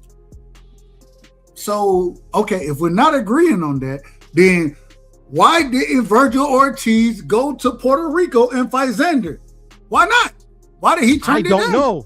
I don't know. Man, you out of order, man. And now Bruh, you like literally, it's not that hard to say I don't know, Dub. It's fine. It's fine. No, it's fine. I don't know. You said it it's like fine. 10 seconds ago. I ain't got no problem. It's fine. It's fine. Mr. Chapman, welcome to the show. Nah, I'm not cooked at all. You out of order. But welcome to the show. Calm down, Pero. Calm down. Mr. Chapman, welcome to the show. You know it ain't nothing but love and respect. Man, what you got for me tonight, Mr. Chapman? Talk to me. Hey, I just came in on some. I don't even know what's going on, but I do know that there was a fight that was negotiated or talked about, but didn't go through. I don't know how come it went through, but now we got another fight, and that fight, hopefully, will be a hell of a fight, man. And it will go to give people the proper respect that they need. That they deserve, man. I just wish we can get these people, whatever the reason it is, in the ring with one another, because too many times we got people talking about things that could have been, should have been, would have been, but don't get to get done. Now we get a fight where we got somebody in the ring with somebody else that they should be in the ring with. And we just hoping that, it can produce a moment that maybe gives us a possible rematch or a possible trilogy. Now, I'm pretty sure and I'm fairly certain that if Boots wins, there will be a rematch enacted. So we should definitely get another one. Whether we get a trilogy, that's to be remain to be seen. But for all intents and purposes, man, I think boxing is winning with this. Unfortunately, whatever's going on between Virgil and his promotional company and his manager, I think a lot of that is affecting the way he's able to move and operate in that ring. He need to get that taken care of and situated before I think he can ever get back into the ring, because those two people, they make the decisions on where he go, unfortunately. So they got to get on the same page, or they're going to have to find a different page to go somewhere. And hopefully we get more fights going forward where we can see people hop in the ring that should be getting in the ring. So that's where I'm going to open up with. I got to say, man, shout out to my brother DJ. Shout out to Let's Talk About It as well. And shout out to Blue Hustle, man. Hey, DJ, pull up, man. I want to hear your thoughts on Wilder, man. I definitely got to hear. And that's my brother, straight out of Alabama. Hey, I want to hear your thoughts on Wilder. Let's talk about it. Pull up if you get the opportunity. Straight out of Philly. You know what I'm saying? Pero acting a fool out here. He acting a fool. But it's okay. I ain't got no problem with it, man. Act the fool as much as you want to. I want to ask this question right here. And getting into, because I didn't get, Mr. Chapman, respectfully, I didn't get your thoughts on this. Steph, I don't think I got your thoughts on this. Pero, I don't think I got your thoughts on this either. Wilder, Chisora, y'all thoughts on that fight, and where should they go next? As far as y'all go, we know that Chisora said he's gonna retire, so really is where Wilder should go next. Shout out to my Alabama brother, Mr. Chapman. Or real quick, Steph. We're gonna start with Steph. We're gonna go Pero, then we're going Mr. Chapman. Where do you think Wilder should go next after this win? All right, Steph might not be in the building. He might be walking the dogs. No disrespect whatsoever. Pero, where do you think Wilder should go next? What should she go next? Well, it depends really what he wants to do. He says he wants to try to become a champion again. So that would be Usyk or Altama. Or no, not Altama. Which is the guy that robbed Joe Joyce? Not Joe Joyce. Wardley. You talking about Fabio Wardley? Wardley's one, and then Usyk's the other. Usyk's got a fight, so I mean it's not the immediate. I think Carrier in the chat was saying that Usyk offered a title shot to Wilder. I don't know how true that is. But at the end of the day, yes, pretty much what he wants to do. I don't know how big the AJ Wilder fight would be at this moment, But if it's still, I mean, got a little bit of luster on it, you know, he could make some money fighting AJ. So yeah, I mean, he could go either way. I mean, like he's coming off of a win, so like, you know. I gotta ask. So, do you think Deontay Wilder? And I done already gave my opinion on this, but before I give my opinion, let me let Mr. Chairman speak, and then I give my. Go ahead, Mr. Chairman. Well, Where do you think Deontay should go next? So, given what Piro said, if he really wants to become a champion, there's parameters that he's going to have to go to get to a championship. I don't think he gets the Wardley fight immediately because I don't know where he stands in the rankings. So hold on, Mr. Chairman. I got to say one thing. I apologize for cutting you off. And I'm talking to my brother. Let's talk about it in the chat. Who still want to? Man, we don't want to see this man. Do y'all still want to see Deontay Wilder fight? Do y'all want to? I think for me, if he wants to get in there and fight, I'll watch it as long as it's with the right opponent. I don't think that to me, I don't know if he's taking a fight, the sport serious, where he can be at the competitor level. Because let's face it, well, I mean, especially Usyk and Etwama, because I believe that they got bad intentions in mind when they're in that ring. I think Wardley does too, but Wardley is sloppy.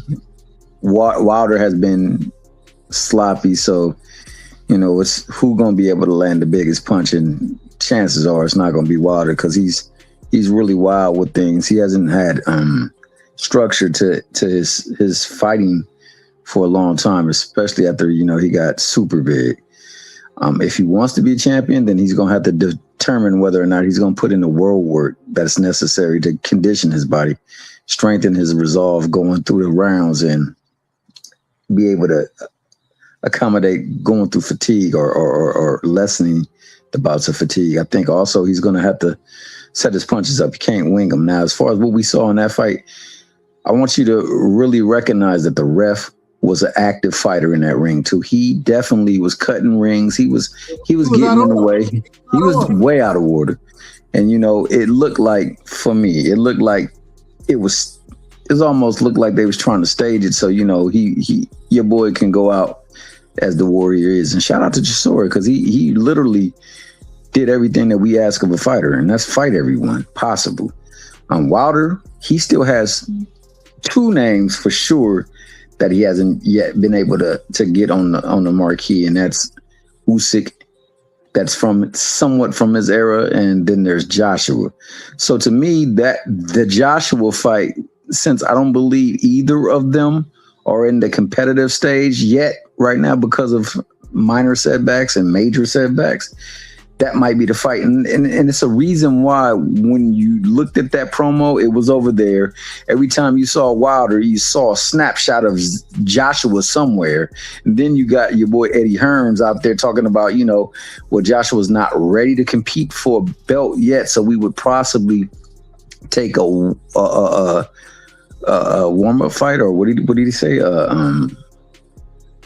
What's that fight that they take when they need to stay busy? What they call that? Touch-up or tune-up. Yeah. And he said Wilder would be a tune-up. So they're alluding to the fight that's probably the fight they're going to set up. I mean, the way that they captured the production, everywhere Wilder went, there was a picture of him there.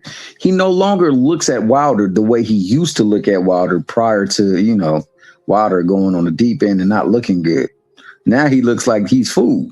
So that's a fight that we possibly can see. And I think that that's the fight they're going to make, because Wilder is not in a position where he can dictate terms anymore. So of the two right now, I think the credence and the leverage is over there with them and with AJ.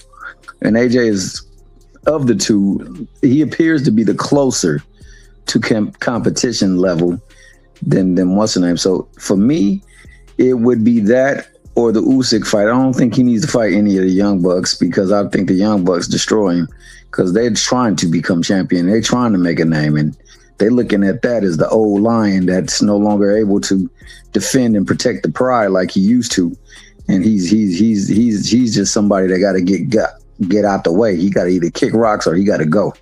So that's what I think. I think that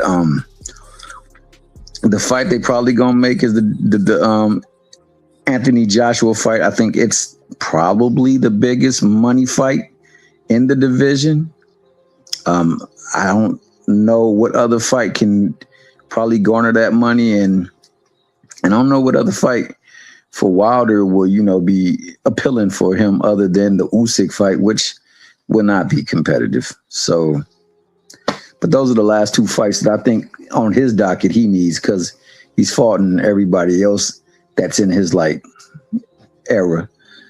But to fight a young buck, nah, I don't think he's on that level anymore, and that'd just be sacrificial lamb for me. So I say it would be either AJ. That's who I think it's going to be, and I think that other than that, if somehow, some way he can take a couple of fights to get to that Usyk fight, and Usyk would have to be willing to give, because Usyk is fighting a freaking kickboxing legend, so he's clearly can fight whoever he wants to. And then after that, I think he need to just go on and call it a career. Hey man, don't fight none of these guys, man. Sit your ass down. Go ahead, relax, and let it go. Let it go, because it's over for you, brother. It's over. And when you get in the ring with these guys, I'm just being honest. And I love Deontay. If you get in the ring with AJ right now, I got you getting knocked out. If you get in the ring with and he was talking about Atama. If you get in the ring with that man, you're getting knocked out. I don't see a world where Deontay Wilder, hey, the brother, shout out to him. You know what I'm saying? Great right hand. I don't see a world where you win any of these fights. Man, lay it down, brother, and go ahead and relax. Go to bed, you know what I'm saying? Lay down and do your thing. Don't put yourself in these situations. That's how I look at it. I agree with you, Dub. At the end of the day, the version that I've seen from Wilder since he fought Joseph Parker till now has been trash. It's been trash. Has regressed. Zhang embarrassed him. So did Joe Parker. He didn't fight exceptionally well versus Herdon, but he beat him pillar to post. And versus Del Boy, the only thing that I would say, it would impress me, because literally I think Deontay gets a bad rap saying that he has a glass chin just because he's got knocked out a few times. Deontay could take a shot, which he showed in that fight, but literally he's a shell of what he once was. I was hopeful, because I am a Deontay Wilder fan, that he would with his new trainer work on his deficiencies, which either he can't because of his age or whatever, or he just doesn't want to. He picked the wrong trainer.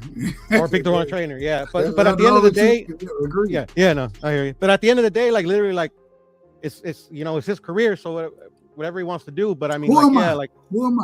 Yeah, no, I would disagree a little bit with what Tommy say about Usyk can fight whoever he wants. All these fighters can fight whoever they want.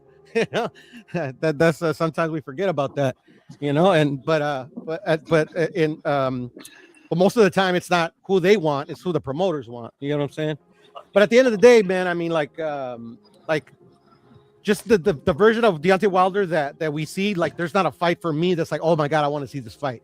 If he would have hopefully did what I thought maybe possibly could have done, got a trainer and worked on at least his head movement, stuff like that. There was I wanted to see the Andy Ruiz fight, AJ fight, but now those fights don't really intrigue me. I'll watch them if they happen, but it's just it's I'm going into them yeah, Deontay has a chance because they're heavyweights, every heavyweight's got a punch, but at the end of the day, a viable chance to beat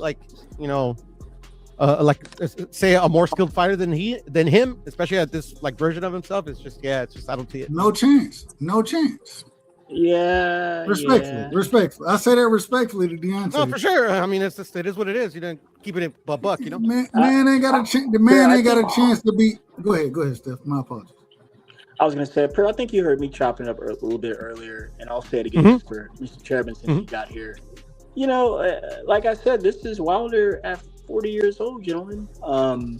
And for the fight, like against Del Boy, I thought his feet look a little bit better that it's been looking here, and let's just say in the last 4 or 5 fights. And then I was listening to the commentary now, and I think Deontay's head just, in the last 4 or 5 fights, give it 3-4 years, his head just hasn't been in the game, and now the game has passed him up, and he's just where he's at. And I saw some head movement against Del Boy, but you got to think, Piro, he was fighting a guy way smaller than him, outweighing him once again, and is a pressure fighter. So he had to be what he looked like then, just to be kind of getting in and out of there. And I thought, he's a sniper, so he was landing some shots. It was a slugfest, so everyone was really screwing up their work. Plus, both men were fighting dirty. But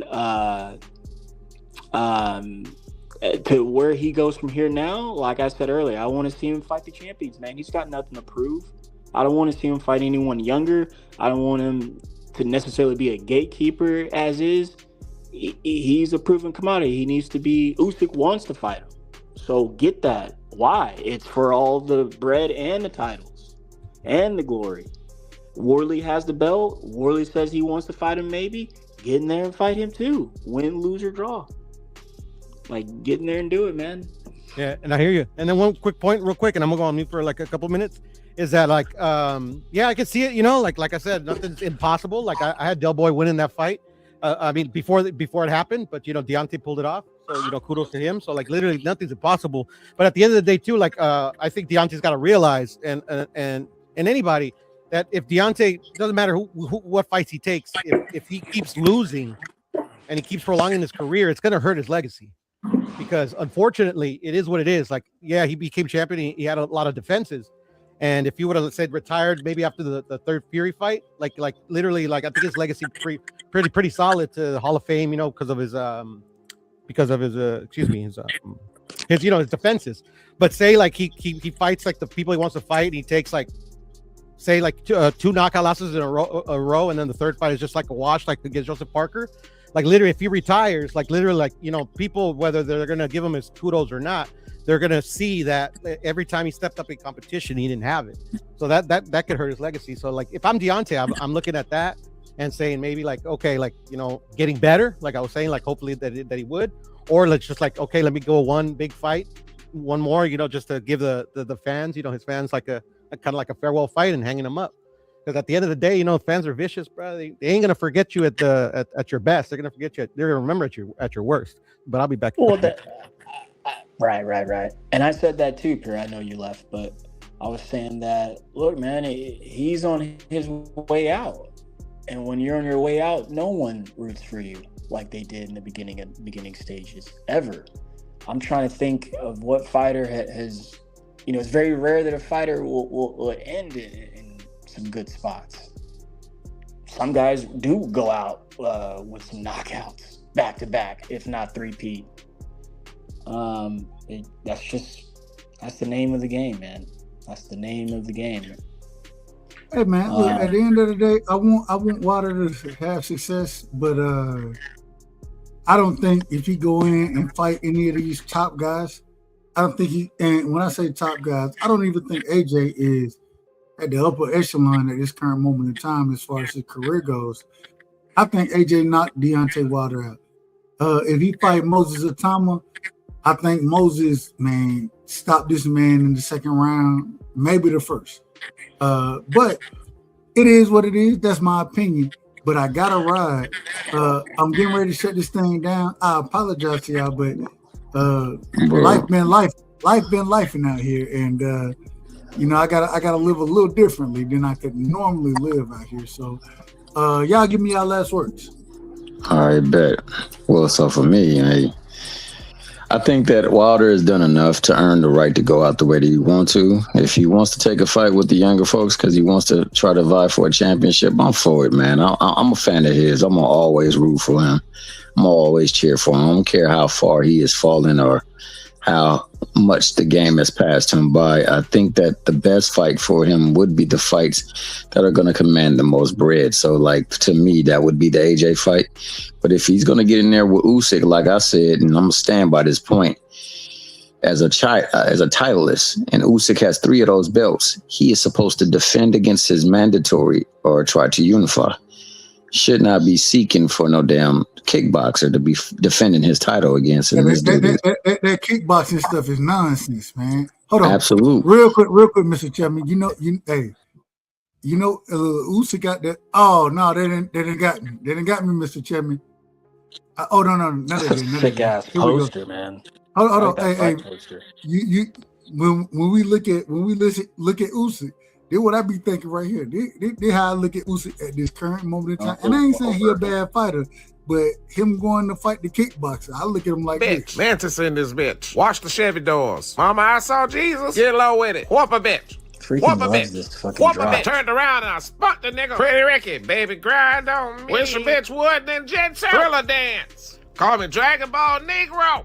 Swag surfing. Where my DoorDash order? Not you? All right, then. Keep it moving. Old dirty bastard, drunk style. Too low to get under. Too high to get over. Melodies from heaven rain down. Damn, my socks wet. Got a rock in my shoe. That's how I look at Usyk right now. Out of order, man. All the way out of order. And hey, man, get individuals who qualified. Give them their opportunity. You should be looking to fight Caballero. You know I'm a big fan of Caballero. Absolutely. Fight Caballero, man. Fight him. That's why I think that's the best fight that we could get right now. In my absolutely, opinion. I absolutely do, and I mean I would want that fight. Unfortunately, like I say, they can move the way they can move because of the people that are putting on for the fights, and that has to change. It's got to be some form of like jurisprudence that allows for the fighters to campaign under the auspices of which it should be, and that's. You're fighting for that prize and that title. And if you have that title, then you have to defend that title. And you have to defend that title against viable competition. Nobody should be able to come out of the sport of a retirement thing and get a shot at the title. And I just don't understand it. But at the same time, I do know that we're in these times. That has to change. Now, for Deontay, whatever he would want to do, I'm with it, man. I'm there for him. I hope he does the best. I do recognize that there are certain things that he do that will be counterproductive to his chances of winning. But hey, he still is a fighter. He still has championship spirit. Let him go up in there and see if that spirit gonna carry him through. But if it don't carry him through, it's gonna carry him to the next realm, and that's retirement. So be it. I think the only fights for him truly is the damn Joshua fight, because we never got that. Joshua used to look at him with trepidation. Now he looks at him with like intrepidation. Like that Mickey Freaky can't wait to get in there now. Before he used to look nervous. Now he look like I'm unbothered, like the nail polish emoji. That's how he looks now, because he already knows that Wilder is no longer the threat that he used to be. So I can get in there and do it. The confidence is a beast. It's a beast right now, but you know, that's just the natural process of time. That being the case, Usyk, if he could fight him, then I don't mind him going up in there and fighting for a chance of the title either, man. Because what Wilder did for the sport when you know the sport was down, he carried it for a long time. So I ain't mad at it too, especially if somebody who ain't never participated in the sport gets an opportunity to become a champion. Why not Wilder? You know what I'm saying? Why not him go up in there and get a chance? Maybe he might strike lightning. You never know. Right-handed God might return back and enact judgment on somebody. And, you know, he might be found wanted, measured, and all that other good stuff. So, hey, you know, I'm for it. But what I'm not for is the fact that, you know, we're not getting fights. And when we are getting fights, it's fights that don't make sense, or people were lining up to make a fight and then running off on the plug. Like, we're getting too much of that stuff, and we need to get back to where we get the fights and they can settle it in the ring. And we want to make the sport great again. Then you got to bring back the spirit of competition.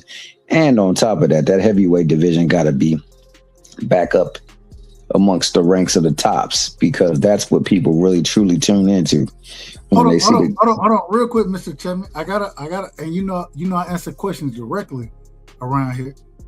Shout out to my brother in the building, man. Cash Crypto, straight out of Alaska. That's my brother, and I love him. You know what I'm saying? He said, "Where is the Devin Duck Rolly show?" All right, hey, we'll talk about it right now. You know what I'm saying? The first thing is I have to be critical of Devin Haney. I got to be very critical. And the reason I got to be critical of Devin Haney is because either you got a promotional company or you don't. You know what I'm saying? I heard what was said, and you looking for a guarantee in this situation. Ain't no way you a promotional company. If you looking for a guarantee, then, well, your company going to pay you your guarantee. I agree with Rosie there. And this is why I think that people, especially the Haneys, respectfully, they missed the boat because they want to call themselves promoters, but they not taking the, what's the word? What's the word I want to use here? They're not taking the risk that the major promoters are taking. When the smoke get put on you, you're like, hold on, wait a minute, I want my guarantee. But wait a minute, you're a promoter. You're gonna get the back end anyways, right? So all I'm saying is you out of order. Either you a promoter or you're not. You can't you can't be 1 foot in and 1 foot out. You can't say I'm a promoter and then say that, well, I want my guarantee. Because as a promoter, you're going to make your money and then the fighter going to make their money. You both in this situation. So when you asking for these things right here, you out of order. I'm going to call you out of order. And I think they were out of order. The problem is because I don't know everything that went on in the situation. It's hard for me to say, but from what I know, y'all out of order. It seems like that y'all more worried about y'all guarantee, but as a promoter, you're not guaranteed shit. As a promoter, what you got to do is you got to make sure you put the fight on and the fight happen and you get what you get. You know what I'm saying? Hence the reason, hey, if a fight, if it ain't profitable, guess what end up happening? It don't happen. The fight don't happen if it ain't profitable because the promoter is going to look at it and be like, we done ran the numbers and none of this don't make sense. So all I'm saying is, hey, it's the exact same thing with Devin. He out of order. Him and his team, him and Bill, they all out of order. Hold on, real quick. I gotta do it. You don't know what went on with Virgil either, but you call him a duck. Different when it comes to Devin. Nigga, shut your dumb ass up. The reason I say shut your dumb ass up is because we already said I don't have a clue. And all I said was, nigga, according to you, you wanted to fight, but you couldn't make the fight happen. According to Virgil, never made the fight happen. Everybody else was trying to make the fight, and you arguing with Oscar De La Hoya. So shut your dumb ass up, man. I ain't cooked on a motherfucking thing. You cooked because you just talking crazy, respectfully. And I love you, Cash. You my brother. But we getting out of here, man. I apologize. Y'all know I gotta deal with my brothers accordingly, and I love them. But we got to give Cash the drop as well, man. Shout out to my brother Cash. But we gotta give him the drop in this situation because he out of order. You smoke crack, don't you? You smoke crack, don't you? You smoke crack. You smoke crack, don't you? You smoke crack, don't you? Look at me, boy. Don't you smoke crack? You might be a crack smoker, bro. Respectfully. But I love you. You know what I'm saying? It's on Steph. Give me your last word, Steph. Appreciate you, man. This is a good little boxing talk. Sorry I was so in and out. Yeah, excited for Xander and Boots to get it on this summer. That's going to be real fun. Don't forget, we got David and Zerto coming up. We got Monster coming up. Raymond and Oshak coming up. Perhaps we may see Spence Jr. come back at the end of the year. I don't think we've seen Spence this year. I don't think we've seen EJ this year. Okay. I hope we do. But I don't think we've seen EJ this year. We'll keep this thing rolling. I want to see some more heavyweights get it on too. I know. What are Charlos at, man? What are Charlos? I told you, man. We buried them alive and literally like tried to forget about them. Flamed out. Did you see that video of his ex-wife or wife defending him last week? No, I didn't see it. No, I didn't see it. Yeah, that was interesting. She hold on. She was defending him. Yeah, she was. Was it Mel or Mal? Mel. It was Mel, I believe. Okay, Mel. Okay. Well, I'm gonna be honest. Mel is he seemed to be how I'm gonna put it. He seemed to be the most sane individual. Fighting, like he's practicing. Hold on. Who did I say? I just mentioned Mo, but you were talking. You said it right. You said Mel seemed to be the most sane of the two, meaning that he's got less problems mentally upstairs that he's dealing with or navigating through, whereas Mal seems to. Go ahead. But I think that even though I think that he's the more sane, I want to rephrase it. I think Mal is the calmer individual. You know what I'm saying? So I don't see nearly as much about him as I see about Mel. Mel, I think he's the better fighter. I think he had order. You think Mel the better fighter? Than Mal? You think Mel is the better fighter than Mal? Absolutely. I'm strongly the other way. Who faced the better competition?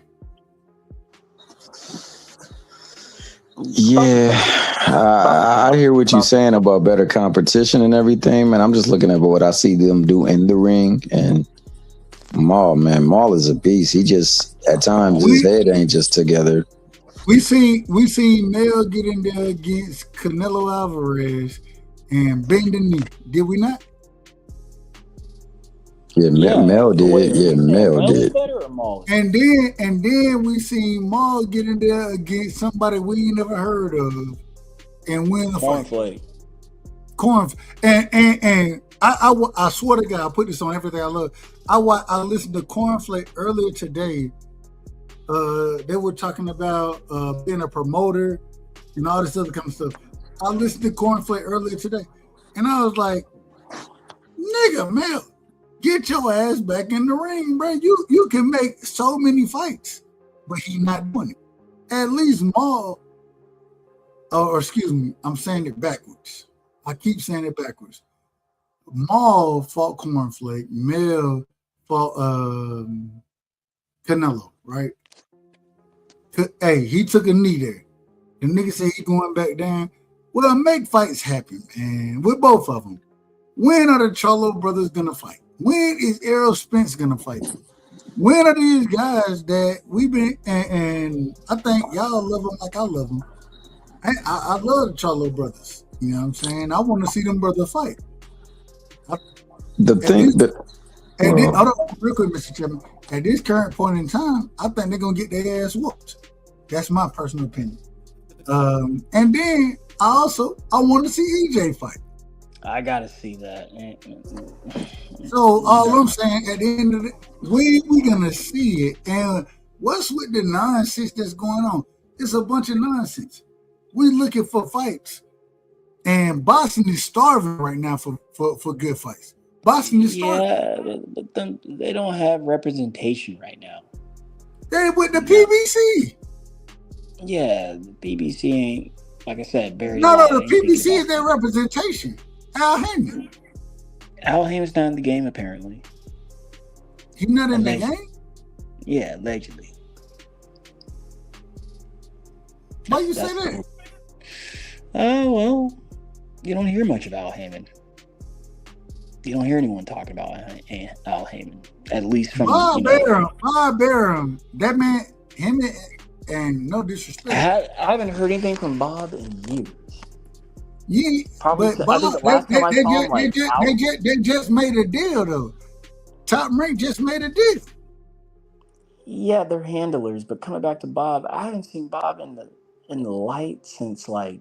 Well, okay, that's fine. Hold on. Listen to me, Steph. Since he got sued by Bud, that's the last time I saw him out in the light.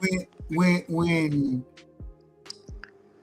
imagine it this way, if you can't make the deal that you need to make, you old or whatever.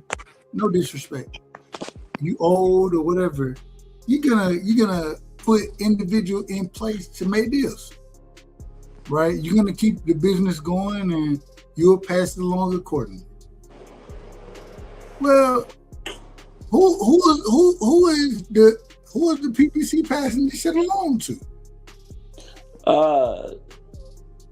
Who is that? What's his name's managers or the faces? You thinking Louis DeCubas, but I also heard of Steven Espinoza as well. Him and his brother, and even Tom Brown is kind of taking a backseat a little bit. Well, they're looking bad because they're that. not making. I think they haven't helped, but I'm just gonna leave that. I understand that, but real fast, Mr. Trevor, it's no secret the boxing landscape has changed dramatically in the last, say, 24 months. Not to say that there's new. I mean, yeah, there are new faces, and then you got some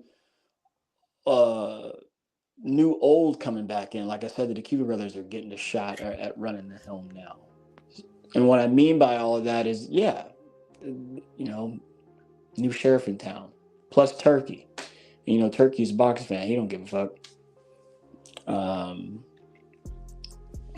So if you run with him, you make it. If you run with Zuffa, you make it. If you run with PBC, you make it. If you run with Top Rank and DAZN, whatever, Maximum, whatever, you make it. But I hear you. These fighters need to try to make something happen. Yeah, but it's a ship of sailed for some of these fighters, If they haven't make it happen by now, it's just this ain't gonna happen, man. And I also wanted to chime in, I don't even think Tommy, it's up for debate that Mel is better than Maul. Because I think he announced his retirement on IG. I mean, take it with a grain of salt, but say he does retire. I mean, there's no. That's it. That's the end of his career. So literally, you got to go by what they did in the sport, and Mel is clearly the better fighter. Wait, Maul said he retired? Yeah, that's what I was reading, that he announced on IG his retirement. But say it's bullshit. Say he continues, but say it's not. Say it's true. He's retiring. Okay. Charlo, it is what it is. They just there's no okay, if he fights these dudes, he can surpass his brother. If he's retired, he can never surpass his brother. I hear you, man. To me, like I say, I know a lot of people get, judged by the accolades they acquire. I mean, I'll use just comment in another sport. I know there was often comparison between Emmitt Smith and Barry Sanders, and most people, because of the accolades, will say that Emmitt Smith was a better running back. Barry Sanders was a better running back than Emmitt Smith would ever be. I believe the same. I'm a Cowboys fan, and I love Emmitt Smith.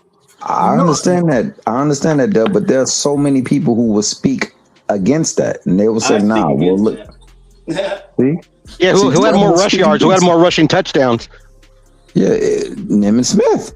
Exactly. Hold on. You got to go by what you got. No. And see, this is why I say, and this is where I'm gonna always be wrong. And when we talk about boxing, when we talk about, hey, we got the draft coming up. People draft boards are going to be totally different from my draft board, right? Because I live and die by the eye test. I believe what I see is true. That's what I believe. And at the end of the day, you could tell me that Emmitt Smith was whatever. And shout out to Emmitt, and I love Emmitt Smith. Matter of fact, when I played ball, I played under the number 22. Why? Because Emmitt Smith, that's my favorite player. You know what I'm saying? I love Emmitt. At the same time, if I look at it today and look at different individuals, hey, I can make a true statement and a true understanding as far as who's the better individual. And if 9 times out of 10, it's not going to be Emmitt. It is what it is. And I love Emmitt. I swear I love him. But, no, I believe you, Dub. But at the end of the day, it's your opinion, and it says respectfully, we respect your opinion. If you think he's better, you think he's better. But at the end of the day, Dub thinks he's better. But if you want to break it down, just break it down what, not an opinion, but just the facts at hand. Like he in every metric, Emmitt Smith surpasses him. Not saying that if he wouldn't have ended his career early, he wouldn't have been the baddest man to ever do it. But the fact of the matter is, he did. You know, there is no what ifs at the end of the day when we're trying to factually base who's the better running back. Who's the better running back? Who's a better running back than Emmitt Smith right now? And if you're right, I agree with you. I got it in my. Let me see. You tell me right now, Piro. Let me see. It's hard to beat Emmitt, but I would say. Wait, right now, or just all time, anytime? All time, anytime. Hold on. Yeah. I would have to think about that one. Emmitt's got all the records, and he's got the accolades, he's got the stats, a very long career. Hold on. So you're saying Emmitt is the best? You're saying he's the best? Yeah, I think Emmitt's. Off the top of my head, I don't think there's somebody that can surpass him. I disagree. Steph, who the best running back? God, Doc. I'm gonna tell you, but what I was gonna say to Piro right there, because I know it's tough. It just kind of depends on the style you like, man. And what I mean by that is, look at the names, man. And I'm gonna say it. I would say better than Emmitt. I would say Walter Payton, but there's Walter, there's Thurman Thomas, there's Eric Dickerson, there's Emmitt Smith, there's LaDainian Thompson, there's Terrell Davis. There's so many names, man. So many names. And to Piro's point, Emmitt rules a majority of those statistics. In fact, he has the main one, all-time leading rusher. Not just the Dallas Cowboy leading rusher, all-time NFL leading rusher. Steph, you want to know what else he had, though? I was at that game, too, when he broke it. Texas State. Check it out. He had an all-pro. Whoa. You was at the game? Yeah, I was at that game. He was. Cool. Amazing. Yeah. Against the Cardinals, baby. And real quick, Steph, the thing is I get what you're saying about the styles, and that's valid. But at the end of the day, when we're all-time great at a position, you got to take everything in account. You can't just single out, because I like his style better. If you want to go who had the best style running back, then we can have that discussion, and then you can bring up all these guys with different styles and yeah, man, this guy's style because of the way he hit the hole, the way he can, he was versatile. It can,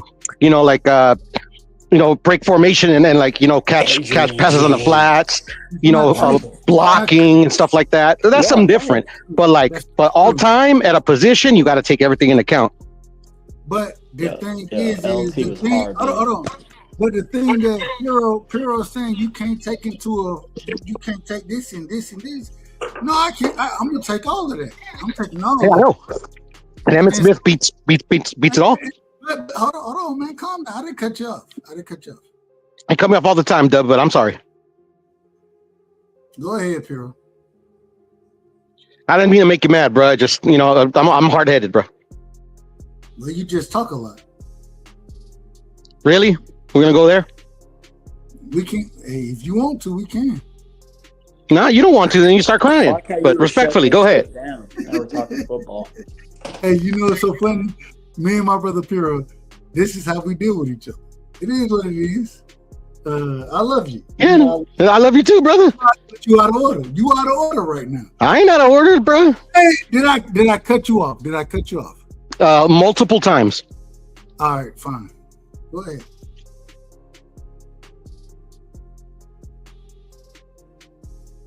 Go ahead. Don't go on mute now, nigga. Go talk. Bruh, you're like literally crying like a baby that I cut you off, bro. And then I go on mute, bro. Talk. Shut your bitch ass up, my nigga. See, I didn't want to make you mad, dog. Damn, bro. This how we do it. This how we do it anyways. It is what it is. Hey, my bitch ass didn't get cooked. Well, you done been cooked this entire time. You get cooked every night. Keep telling that to yourself, bro. You don't. Hey, well, you're not that bright on boxing. So I mean, we gotta okay. That's why I cook you every single time, and literally it all ends up you calling me a bitch ass. You end up calling me out my name, bro. I don't want to get you mad. I even tell you I apologize to you. They're like, go ahead, and then you get mad, bro. Stay mad. But at the end of the day, man, hey, we cook you on a regular basis. It's okay. I love you. I love you. I love you, bro. I love you too, Dub, bro. You're funny, bro. I love your ass. And even when I say, hey, you already know what it is between me and you. It is what it is. I ain't got no problem. But neither do I. Neither do I, bro. If we had a problem, I'll whip your ass. That's all. But you couldn't. Nah, I beat the shit out. We're here all week. And drag you around. Hey, I'll come to California. Never mind. Let me get my okay, Southpaw. No, hell no. Hey, I'm lying like hell. I'm lying like hell. Yo, shit, man. I'm really late. Done. Thank you for having me, bro. I'm sorry to cut you off. I gotta go. What's lying, up?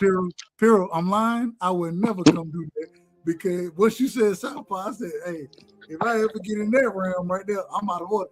I'm all the way out of order right now. You got it, and you. Hey, bro, I don't want the smoke, bro. Like you got it, bro. I don't want the smoke. I'm like a wise man, Dub Brightside said. I don't want the smoke, bro. I love you, bro. I love you as well. Thank you for having me, brothers. I'll check you out later. Peace. Peace, man. Yeah. Real quick, let me get everybody's last words. Shout out to Piro. Steph, then Mr. Chapman. Y'all give me your last words. I think Steph gave me kind of your last words, but just finish it up, and then I'll let Mr. Chapman go, and then I'm shutting this thing down. Yeah. Again, man, appreciate you, B. We on possibly Friday. Say that again. I said, are we on possibly Friday? Absolutely. We'll be live. Man, this Dub don't know. Dub gonna say what he gonna say, and then he gonna say life be life. And let me say this. Hold on. I say that respectfully, Dub. I say it respectfully. You out of order. Okay. And love, I had to get out of order out of love. And I'm gonna tell you, this is the crazy thing. Never mind. Go ahead, Mr. Chapman. You know it's all love, though. I'm just messing with you. But I will say this. I said what I said because I think like what you were saying, Dub, sometimes there are extenuating circumstances that may affect the course of someone's career. Now, I'm not going to never slight Emmett because Emmett had to produce, and he definitely produced. The things that we determined a running back should do, he was pretty damn good at every single one of them. But it does help when you got an all-pro Hall of Fame center, all-pro Hall of Fame right guard, left guard, right tackle, left tackle. Now, Mr. Chairman, be careful now. Yes, I got to interrupt on that one. Go on and interrupt. If you remember when Emmett wanted a deal, his first deal. They didn't block for him, dog. They didn't block for him. I know you gonna go there. They didn't block for Derek Lassie. They didn't block for him. No, listen. It's not that they didn't block for him. I can't even think of his backup's name. I know it was like Hank something. But Jerry's a real stickler, and they make you earn it in Dallas. and they wanted him to play on that deal, and he was like, no. So he sat out, and then what happened? The same All-Pro center, the same All-Pro left guard. Damn all of that. I gotta ask Mr. Tillman the question. Nah, and I'm asking you too, Steph. I'm asking you I'm too. defending him on that. Nah. No, I'm asking both of y'all a question right here because y'all both know what's going on. So the question is if I'm not there, who gonna take over and say we still gonna do this? Which one of y'all gonna do it? What? Exactly. Nigga, what? Wait. What you mean, Dub? Oh, you going back to my statement? I was messing with you, Dub. I was just messing with you. If I'm not there, who's gonna take over and say we still gonna do this? I guess it would be Steph. It'll be Steph. If Shaw was not here, because I don't have the capability. Y'all have done it. Yeah, I can do it. Yeah, Steph can do it. He's run it before. Then run the show. Y'all don't need me.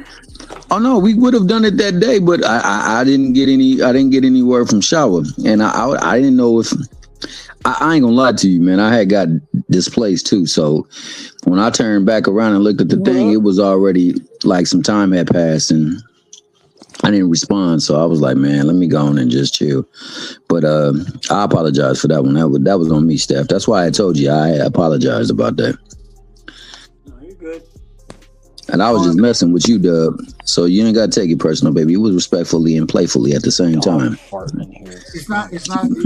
I'm not worried about that. My thing is I got.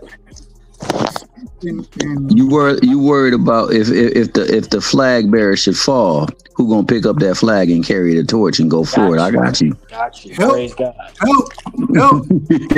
I know what you mean, Dub. No disrespect. Brother dense, but he can soak up water at the same time. So I got what you going with it, man. But I'll say this.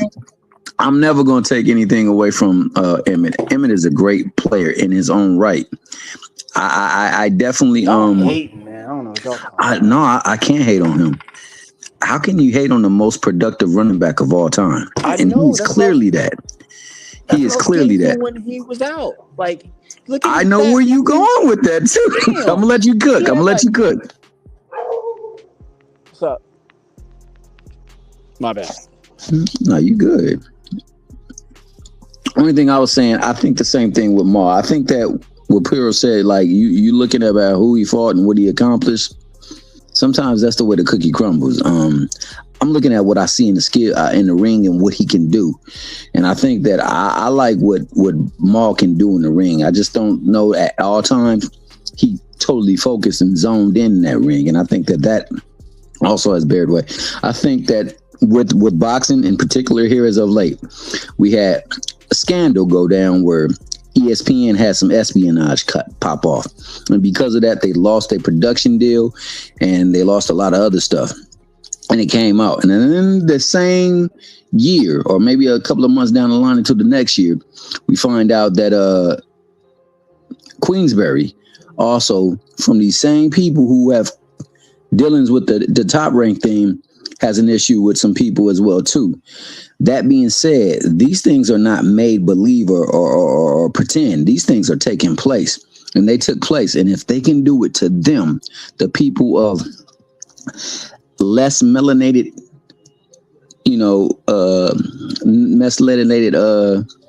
beings, they definitely will do it to the people that are melanated. So I think a lot of the stuff that's going on is because there's been some shady stuff going on. And I think that's why we haven't seen a lot of the stuff take place as well, too. And that's why I said they got to get something in there to regulate stuff, because right now it's the Wild Wild West. And we've always known it to be the Wild Wild West. And the ones with the deepest posse and the most gunslingers, they gonna actually control what's going on if they being allowed to. So got to have some form of regulation, and we don't have no regulation. And that's what I'm looking forward to. Somehow, some way we can get regulation going, because right now it's willy-nilly and it's not a good look. for the sport. And I said all of that to say this. Go ahead. But My bad. That's a good point. No. We don't have any. At the end of the day, I gotta say this, and I love you. I know it's time to go. I'm going to sleep. If you ain't rocking on the wrong side, you rocking on the right side. But tonight we gotta go and let him go to the sleep side, man. And y'all be out, Mr. Be well. It's always a pleasure, Mr. Respectfully. Always a pleasure. And to the chat, man, much love to y'all. Thank you for listening. You know, Cash, you got the Zufaru up in there. My man Kangaroo Carl, dog. Got the masterpiece himself. We got the Texas Rattlesnake. We got Kazi was up in the house. You know what I'm saying? You know, we had a lot of people, but we got to let Dub go on and be Dub, because Dub got to be the best bud that he can be, so that, you know what? At another time, this thing may look different, right? But it may look different. And so life ain't, it is what it is. Life is life, and he out. Hey, much love and respect. I appreciate everybody. And we're going to do it again when we get the opportunity. Yeah. Steph, the last Crawford is a fight fan. And he's a fight last thing I will say, Steph, is call me, bro. Don't text, because I'll be better with calls. I got you, fam. Bud Crawford is a fight fan. And he's a fight fan's fighter. The NS Express is a runaway train. Ain't no pressure when you built for this. Man down, round one. The truth hurts. Ladies and gentlemen, presenting the undefeated super flyweight from San Antonio, Texas, Jesse Bam Rodriguez!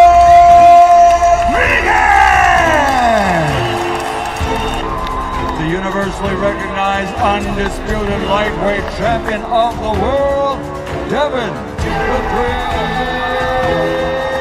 Haney.